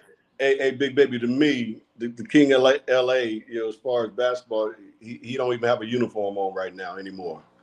And that's Magic and Kareem. They still, to me, the king of LA. And that's no disrespect to LeBron because he's one of the greatest of all time. There's no doubt about it. But Kawhi Leonard don't run LA, and I'm gonna say LeBron doesn't either. Magic Johnson, Kareem, those guys are still the king of LA. Yeah. And since our beloved, KB is not here, that's the only reason his name is not being mentioned as well.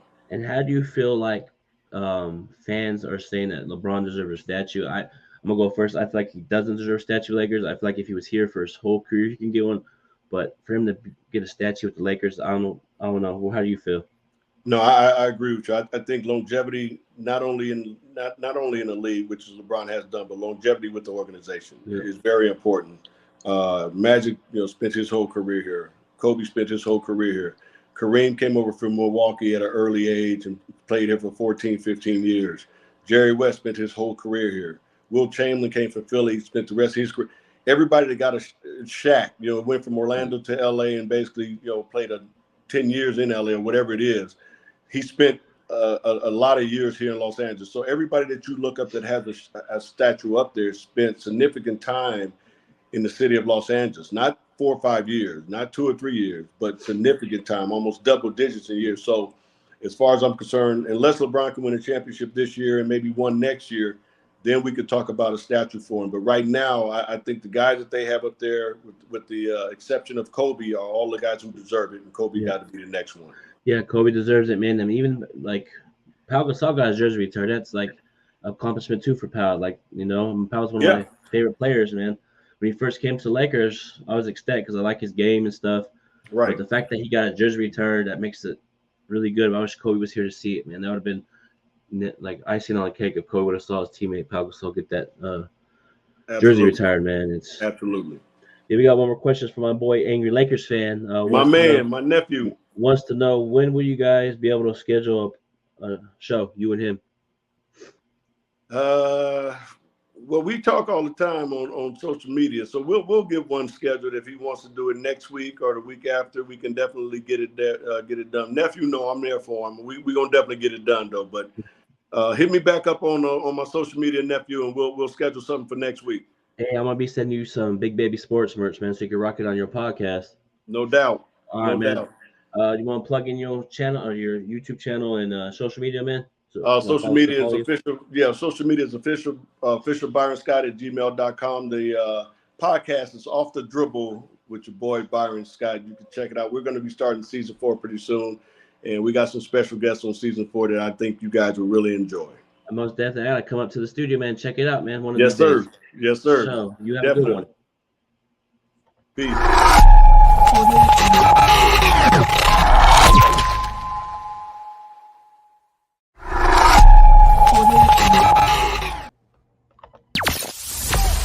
I'm here to be an all-time great. You're now rocking with the best. Purple yellow, purple yellow, purple yellow, purple yellow. The Lakers repeat back-to-back titles. Welcome to the Big Baby Jonathan Sports Podcast. Oh, he's smoking hot. The latest Laker news. Another great Showtime feed. The greatest Lakers show.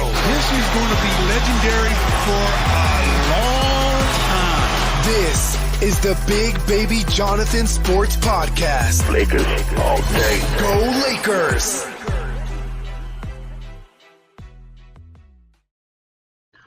What's good, everybody? It's your boy Big Baby here from Big Baby Sports. Hit that like button, subscribe to the channel, turn on those post notifications for each and every podcast. I got Michael Thompson, 2-time NBA champions from the Showtime Lakers, man. Welcome to Big Baby Sports, man. Be here, long overdue. Yeah, man, it's long overdue, man. Let's get right into it, man. So the Showtime Lakers, man. So tell us about that experience, man. What was that like being a part of that? Such a great team in the Showtime Lakers, man. You know, the crazy thing about that is before I joined the Lakers, I was in the league for 8 years. So it wasn't like I was a young rookie just coming into the league and experiencing big games for the first time. And I had been in big games before. Mm-hmm.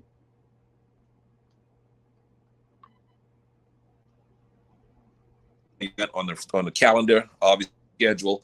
But when you join the Lakers, when you time Lakers, it was different. It was like a different level.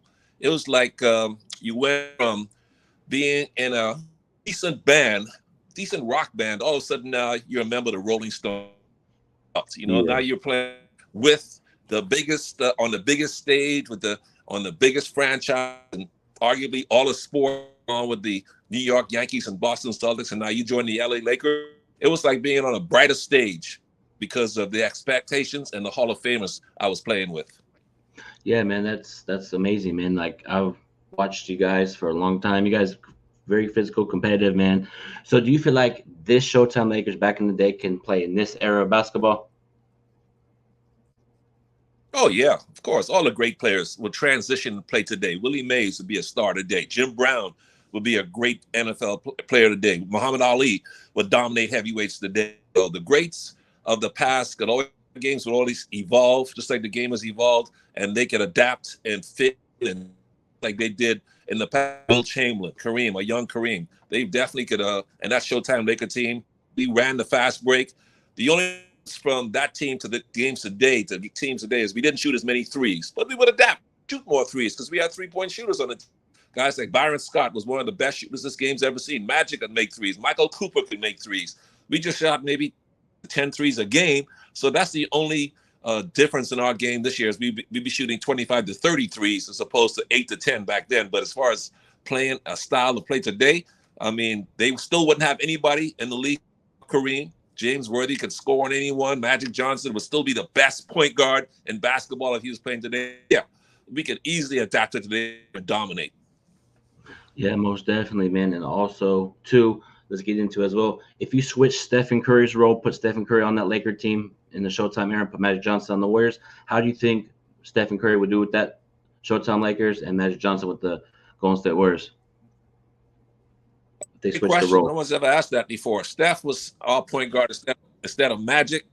Steph is obviously a great playmaker, arguably the best shooter that's ever played the game. So both those guys would fit on any team in any era. Magic leading any team this year, playing for the Warriors with Clay and Draymond, and especially with Durant around, they would have won 5 or 6 championships in a row if those guys could have stayed together. So Magic would dominate in any system. So with Steph Curry, they could play in a system as great as they are.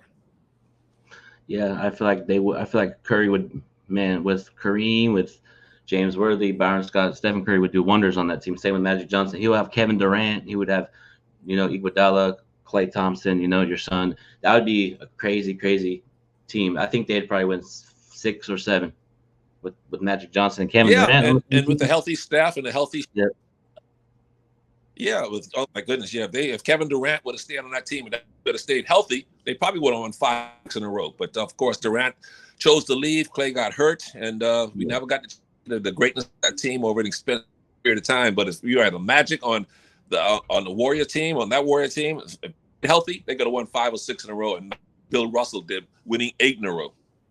Yeah, Michael Thomas, that's a good one. Also, too, man, like I know your son was. Lakers were trying to get Clay.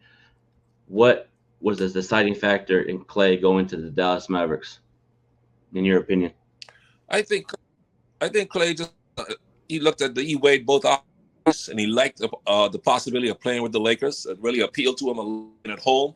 We always talked about playing for the Lakers, but I think when he saw how young Kyrie and Luka are, especially Kyrie's only 31, but his game's stay at a high level for the next 6 or 7 years the way he plays. And Luka's just going to come into his prime, 25 years of age. So, and then you've got 2 young, big guys there, and Derek Lively.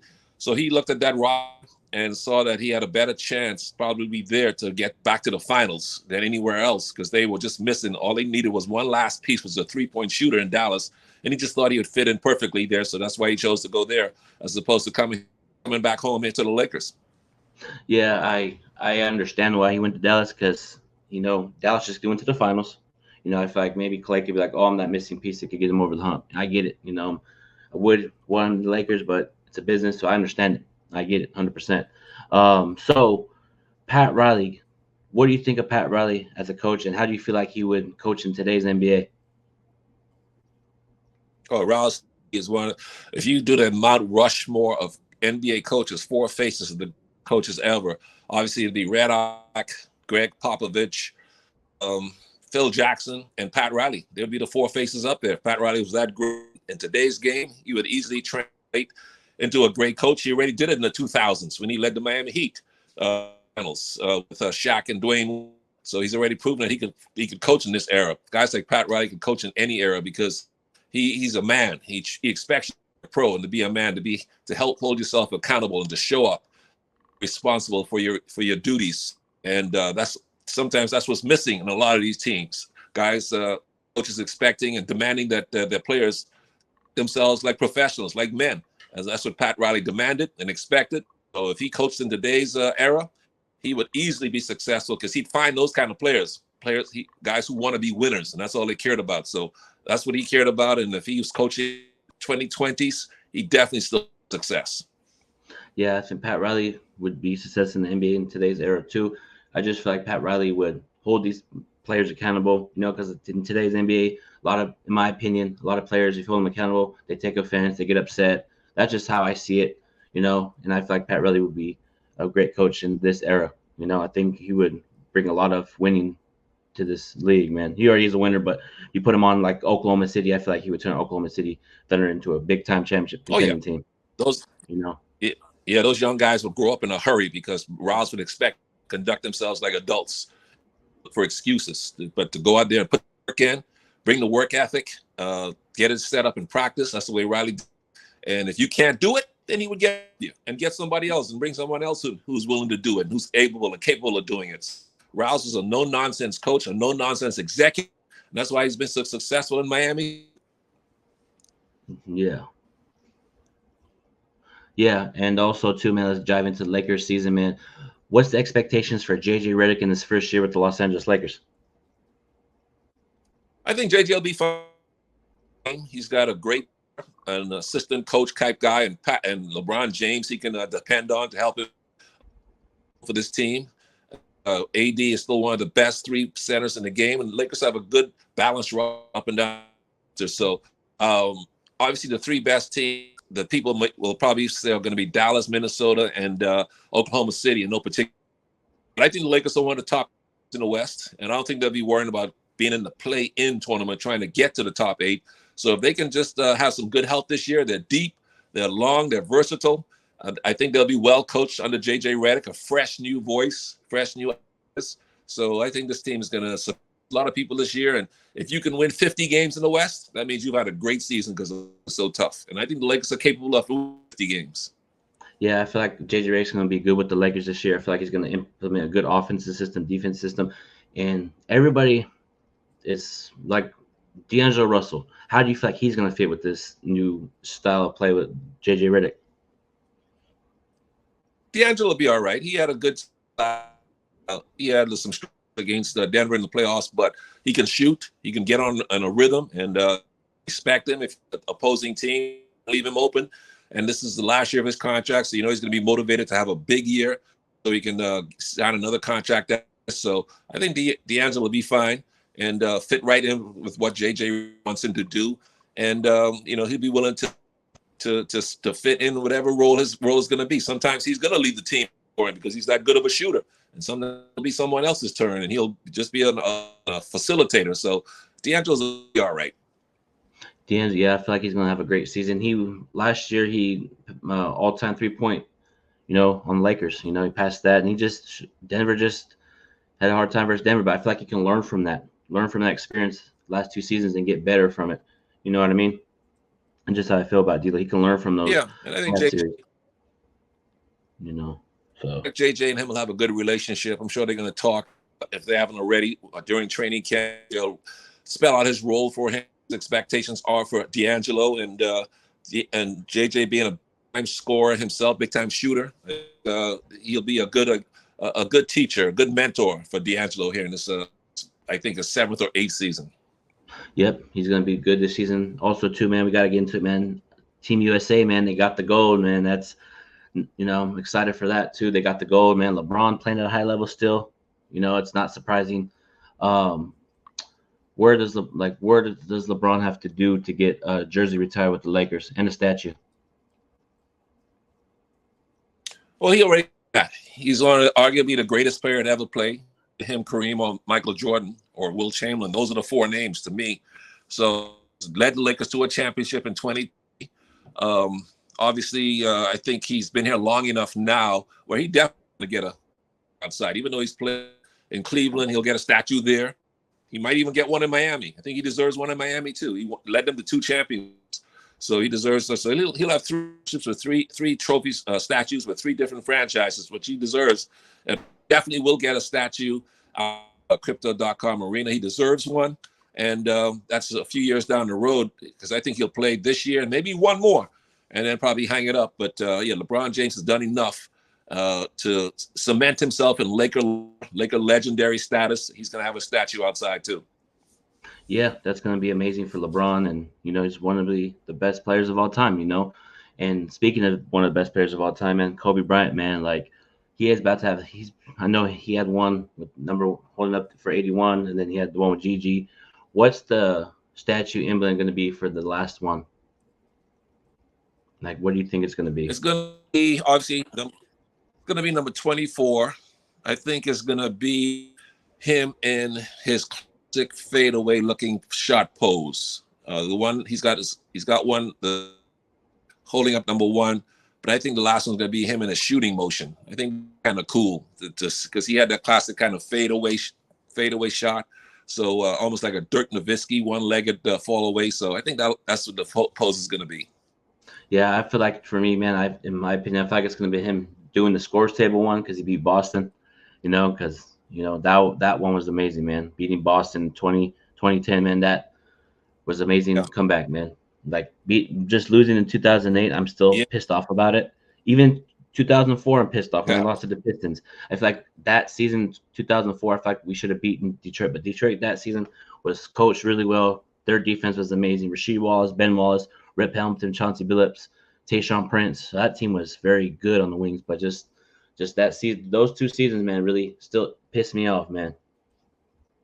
Losing in the finals. Yeah, those championships, the Lakers had a chance to win. Detroit, they could have won. And of course, Boston was just really good that year. But imagine if Kobe would have won, he would have passed Jordan, won those 2 championships. But Detroit was tough, and they deserved it. And so Boston with Kevin Garnett and his crew and Paul Pierce. But it was right there for to get 7 rings. But hey, sometimes you got to settle for 5, and you can't argue with that. Yeah, Kobe, man, is arguably best, in my opinion, best Laker of all time. Just the way he presents the game, his work ethic, his demeanor, Yeah, and you're wrong for saying that. A lot of people do say that. When people ask me who I think is the greatest Laker of all time, I say it's Magic Johnson. And if you say it's Kobe, that's nothing wrong with that. That's also a great comment too, great opinion. But I think it's Magic for me because of obviously Magic didn't play as long as Kobe.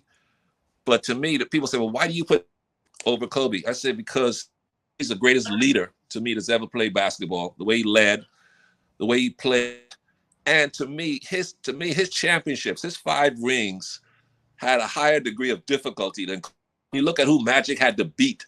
5. Larry Bird Celtics. He had to beat Dr. J 76ers and Isaiah Thomas's boy Pistons. Oh my goodness, that is like going through a gauntlet of Hall of Fame that Magic had to beat win those 5 championships. So that's why I put him as the number 1 Laker of all time.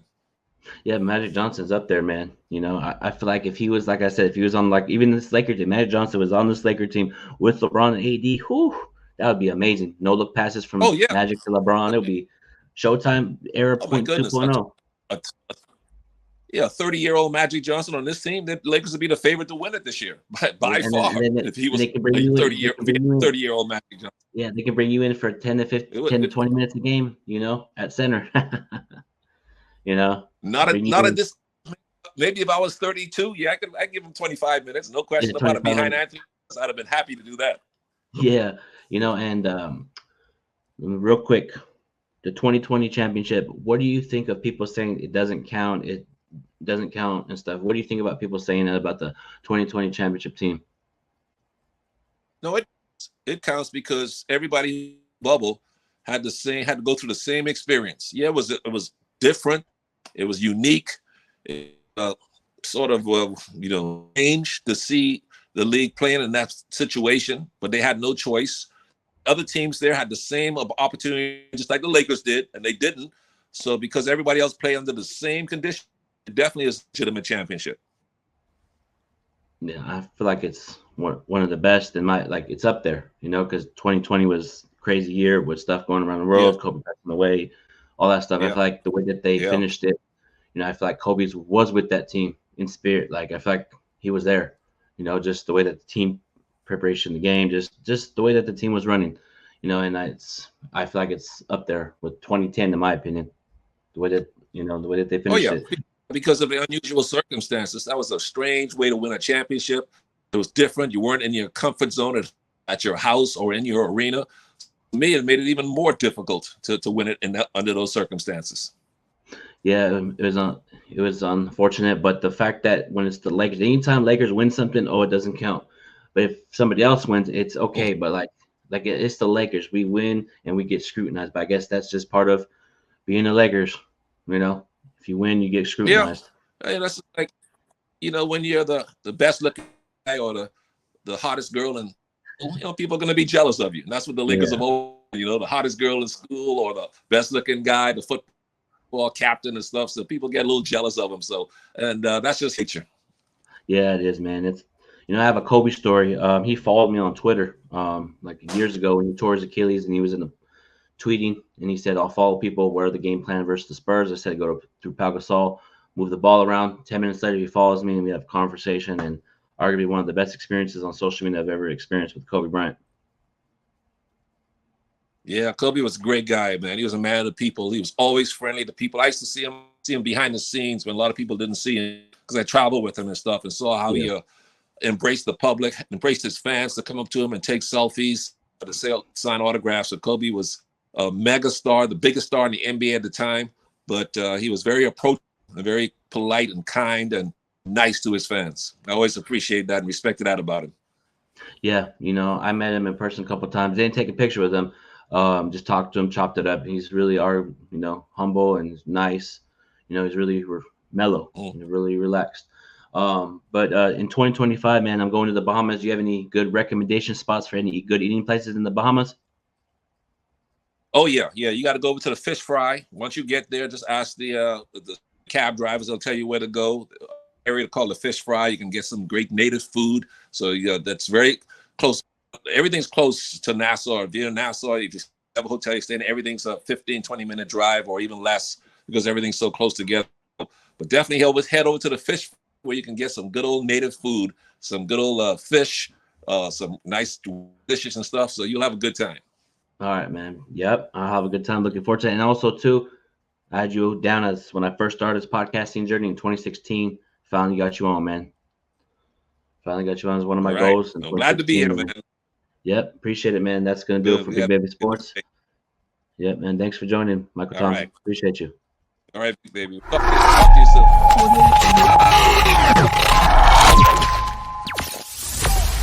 I'm here to be an all-time great. Now rocking with the best. Purple yellow, purple yellow, purple yellow, purple yellow. The Lakers repeat back-to-back titles. Welcome to the Big Baby Jonathan Sports Podcast. Oh, he's smoking hot. The latest Laker news. Another great Showtime feed. The greatest Lakers show. This is going to be legendary for a long time. This is the Big Baby Jonathan Sports Podcast. Lakers all day. Go Lakers!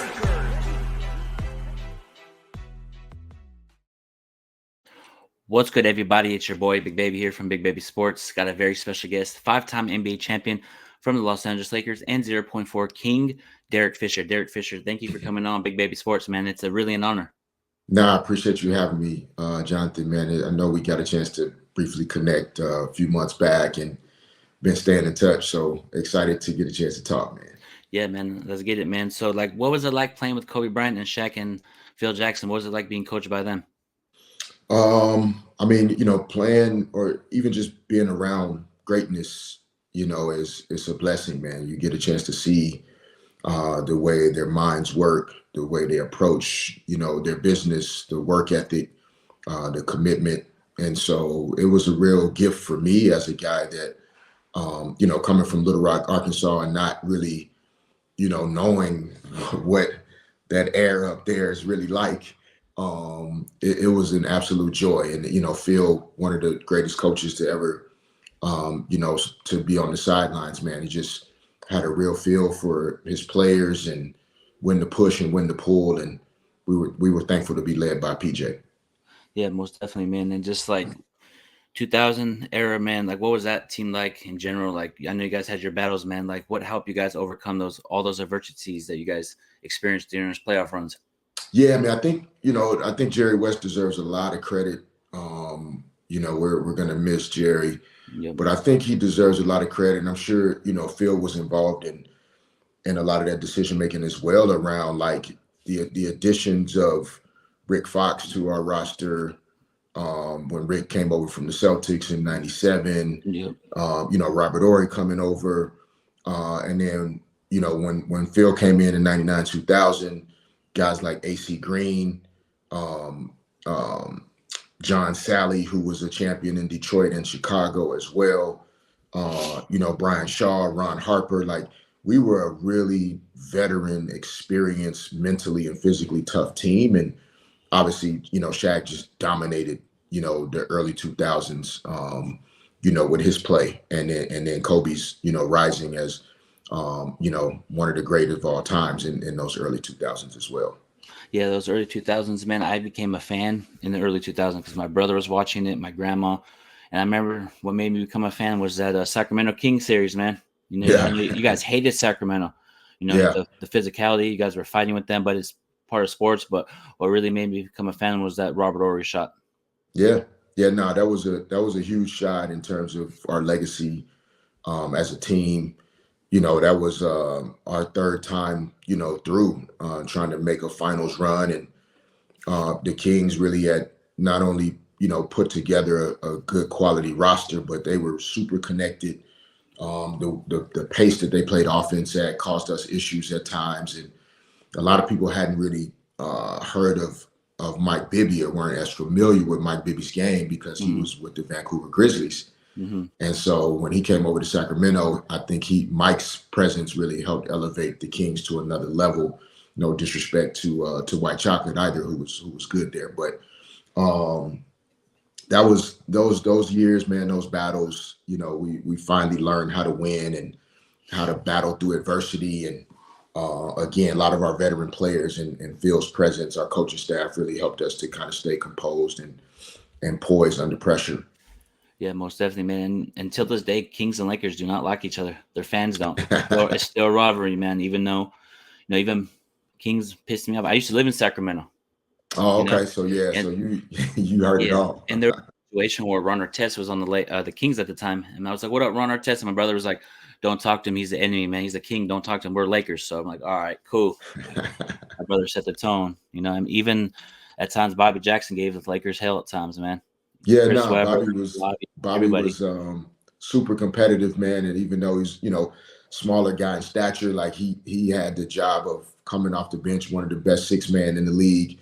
And after Doug Christie, would fight and scratch and claw and make Kobe work for everything, then Bobby Jackson would come in and fight just as hard. And, obviously sometimes we didn't like, how aggressive, they were at times, and not that they were intentionally trying to hurt anybody, but it just seemed like it was a lot of extra. But that drove the competitive spirit of the whole series. We had to match that and exceed that, and we were able to do it. Yeah, man, most definitely, man. So what I got from that series in 2000, you guys overcome adversity, but a lot of the Kings players were talking mess, man, like talking early, and Shaq, Kobe, you guys took it upon yourself to shut them up in that Game 7.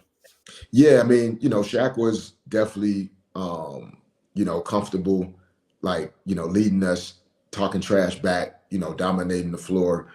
Kobe was more of a trash talker, but it was a little quieter. It would happen during the flow of the game. But for me, it was my trash talking was always winning.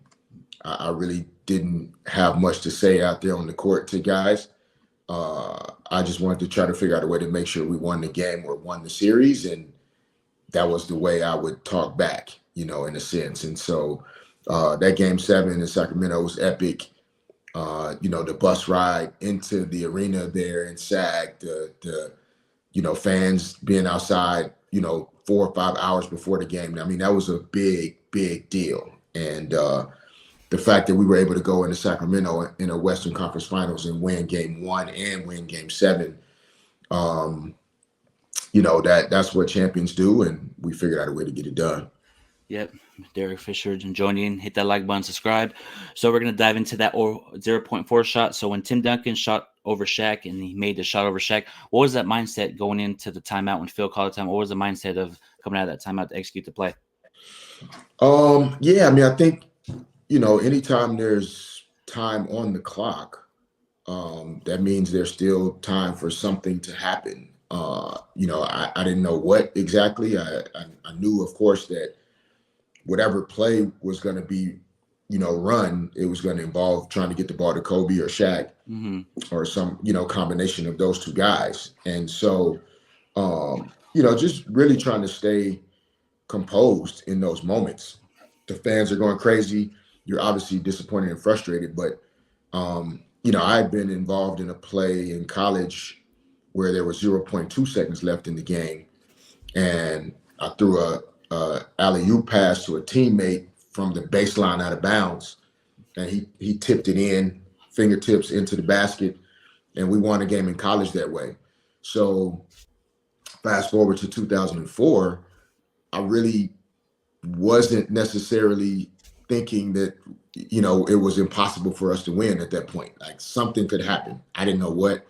Thankfully, what happened. Yeah, man, that was the best shot ever one of the best shots in like history. And as soon as you went up, my grandma was next to me. She's like, "My hero!" Boom, and I ran out of the house going crazy.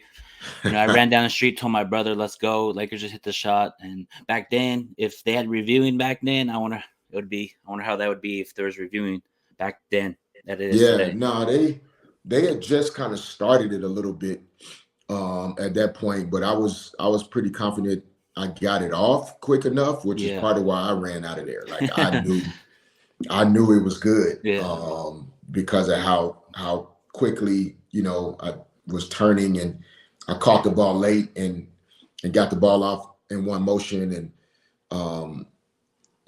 for us to be in that situation, man, I think we were up by 14 in that game. So yeah, you were. It was just weird to like all of a sudden find ourselves down by a point. But I'm always thankful to GP, Gary Payton, because he took the ball out on that play, and he didn't try to force the ball to Cole, who was double teamed near half court.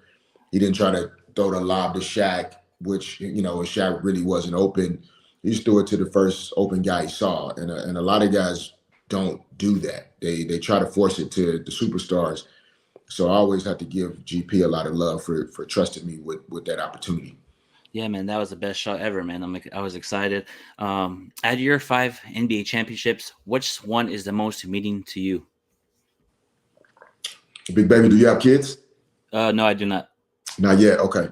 All right. So the favorite championship thing is it's like kids, right? So when you start having kids, if you choose to do that, when somebody asks you what your favorite kid is, you have to make sure that they never know you have a favorite. So when I get asked that question about the championships, I'm like, I don't know, if just one necessarily, stands out. But I really do believe when you think about the history of the Lakers organization and, all of the memorable moments and series, like all time, anytime the Lakers and Celtics play in the finals, that just gives it an extra boost in terms of like how hard it was to win, but also how important it was in NBA history. And so I think that 2010 series against the Celtics was one of the most challenging series that I ever played in, but it capped that 2000 to 2010 championship run for the Lakers, where we were able to cap off that 5th championship in that 10 years. Yeah, man, 2010 was my favorite because 2008, I know we lost to the Celtics. I had to go to school the next day in Sacramento. But here's the thing: I wore my Laker jersey. I said, "You know what? Yeah. This loss is going to help us win the next 2 championships. It's going to motivate us. It's going to get us better, and it's going to be more hungry." Sure enough, we won the 2 championships, and I'm very, That's exactly what it did. Yep, and I'm very happy that you guys did it. And then the Orlando series too. That one was a grind. That one too. Yeah, we had to push through. We got up 2-0 in LA, and then we went to Orlando. They won Game 3. Mm-hmm. And Game 4 was a battle. It went down to the wire. But once we secured that win in Game 4, we felt like we really had control of the series, but we wanted to really close it out in that 5th game. We didn't want to mess around with the basketball gods, mess around with success in that way. We wanted to finish our breakfast and knock it out, and we were able to come back in Game 5 and close that series out. Yeah, you hit a big shot in that game too. You pulled up 3. You're pulling up 3. And then Kobe 3 with the ball, and you hit another big 3. Man, that was crucial time. Yeah. I mean, in those situations, you dream about being on the court, in those moments, and hoping that your teammates trust you enough to just make the right play. And, Trevor Ariza took the ball out, threw it in the Kobe, and they double teamed Kobe. He threw it back at Trev, and then he advanced it to me. And I assumed that they might try to foul before I could get a shot up, but I took another dribble, and Jameer Nelson was kind of backing up. Mm-hmm. And that Hezzy pull-up three was one of my favorite shots. And, so I took it with confidence, made sure I kept the follow-through up all the way through the basket. And I don't think a lot of people realize how good that 2009 team was. Like we played the Magic, so people didn't really, it wasn't Lakers Celtics. They didn't really see it as this real battle. But that 2009 team we were still pissed from losing in 08. We were super efficient offensively. We were disruptive defensively. Lamar Odom, who had just come off the 2008 Olympic team, he came back in 08, 09 and was in the best shape he had ever been in. His game was tight. He was an all-star caliber player that year, and that almost made us unbeatable to a large degree. Yeah, man, that was a great series of 2009, 2010, and so now it's transitioning to Kobe Bryant, Legate Kobe. Tell us a story about Kobe Bryant that the people may want to hear. Man, I feel like, there's so many, I think Kobe stories and things that have been shared, over the last 4.5 years. I think it's the things I like to more so talk about are like, whether it was the times that we weren't on the same team, just how much we would talk and, and talk about our experiences. And after playing, 8 years together from 96 to 2004, we went through a 3-year stretch where, 2 of those years for sure, 04, 05 and 05, 06, we were both on, bad teams that didn't make the playoffs. And that was really frustrating. And so we would just talk about what, feelings we had, what we were going through. But we mostly talked about, our families and our kids. And, Kobe was starting to have girls and raising a family. And we talked about a lot of those things too. And those were the conversations I enjoyed the most, because that you got to see a side of him personally that a lot of people didn't see until after he finished playing. Yeah, man. And I have a Kobe Bryant story too. He followed me on Twitter and we had a conversation, man. He's like, I like what you do. Keep up the great work on your podcast. Keep it up, man. Salute. I'm like, wow, appreciate it. That's dope. Yeah, and out of the 2010 Lakers versus the Golden State Warriors Kevin Durant team, what team do you think? How do you think that matchup would go? I think the two teams that come to mind as far as playing against those guys would be the 2001 team that ran through the playoffs that year. I think that was one of the all-time great playoff teams and postseason runs. And then I think, there's a part of me that feels like you could go. I think the 2010 team, I think Meta's physicality in a matchup with Durant would be interesting. But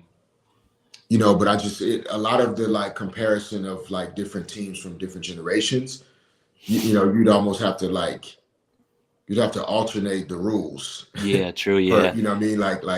If, in game 1, we're playing the 2017 rules, or game 2, we're playing the 2001 rules. And you'd really have to give each team a chance to play at their best in their era. Otherwise, it wouldn't necessarily be the same. But just to even be in those conversations and know that, I was on teams that are considered some of the all-time great teams, that's the fun part. And, just thankful for that, man. Yeah, me too, man. But yeah, man, how do you, Lakers season's upon us. We got the big win on Tuesday. How do you feel about Lakers this year, man? How do you feel like AD, LeBron, JJ Redick, Bronny James? How do you feel about this team this year? Yeah, I think, newness can bring a greater sense of urgency at times, and you could tell that a lot of people are invested in the team being successful this year, right? Management made a tough choice to move on from another coach. Those are never easy choices. And so that kind of raises the stakes for management to hire a new coach that really inherently has to do better than the coach that you let go before. Yeah. So that raises the level of urgency, from a front office perspective. And then obviously for a new coach coming in, and JJ Redick that hasn't necessarily previously coached before, but clearly has the mindset of a coach and really sees the game offensively in a way that the guys appear engaged in how JJ wants to do things. And so it really feels like there's a sense of alignment in what this team wants to accomplish this year. And it's early. You obviously the ups and downs of a season will determine kind of how it all plays out. But so, in one game, some of the things that they want to do offensively, I think are going to pay off for them a little bit more, coming out of timeouts, and some of the different actions that they're going to get to are going to be fun to see. And then playing through Anthony Davis, I think for the last few years, fans, media, et cetera, like AD needs to be the best player on the team. It doesn't mean he's historically greater than LeBron per se, right? But it's in order for the Lakers to have maximum success, Anthony Davis needs to be the focal point. And so it really just be a question of, can you shoot and make enough threes to keep up with the elite teams in the NBA while also making Anthony Davis the focal point of what you do offensively? And that's where they'll have to kind of find that balance at times, so that you're not scoring too many twos while the other team is shooting and making threes. Yeah, because the Lakers shot 15% on Tuesday, and they went to the Anthony Davis a lot. They rotated the ball. I like JJ Redick's scheme, like his offense rotations, but it's one game. We can learn from that. 15% from three, that can go up in the game tomorrow versus the Phoenix Suns. It's going to be, me personally, because I've been rocking with the Lakers for a long time, I feel like it's going to take us 30 games. We'll figure out where this team is by February. We'll know by the All-Star what this team is really made of. Yeah, no, those are good instincts, big baby. I think you're right. There are times last year or in previous years, right, if they had only shot 15% from three, probably would have lost the game. Yep. And then all of the post-game conversation would have been about they couldn't make enough threes. Yeah. But the fact that they were able to defend well enough to still win a game while not necessarily shooting great is a good sign.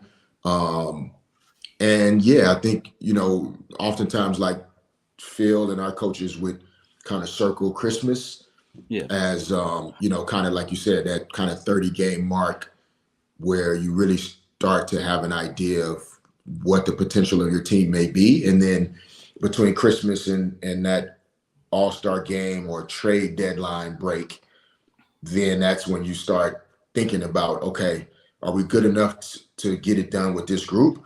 Or between Christmas and trade deadline, do we need to make another move that would kind of take us into that upper echelon of teams in the West? And so then you spend the next 6 to 7 weeks having those conversations to see if there's an opportunity to improve the roster. Yep, it's going to be a good season, man. I'm excited. We got Phoenix tomorrow, and we got Sacramento, and we got Phoenix again. I'm looking forward to it, man. But Derek Fisher, man, thank you for coming on, Big Baby Sportsman. Before I get up on out of here, you have a message for Big Baby Sports fans in the comment section? No, I appreciate everybody that jumped in there, this morning. I know everybody's busy, so whether you listen at work or you're at home or, kind of whatever you got going on, appreciate you popping on. Big Baby, continue to do your thing, man, and show your passion for the Lakers and for the game of basketball.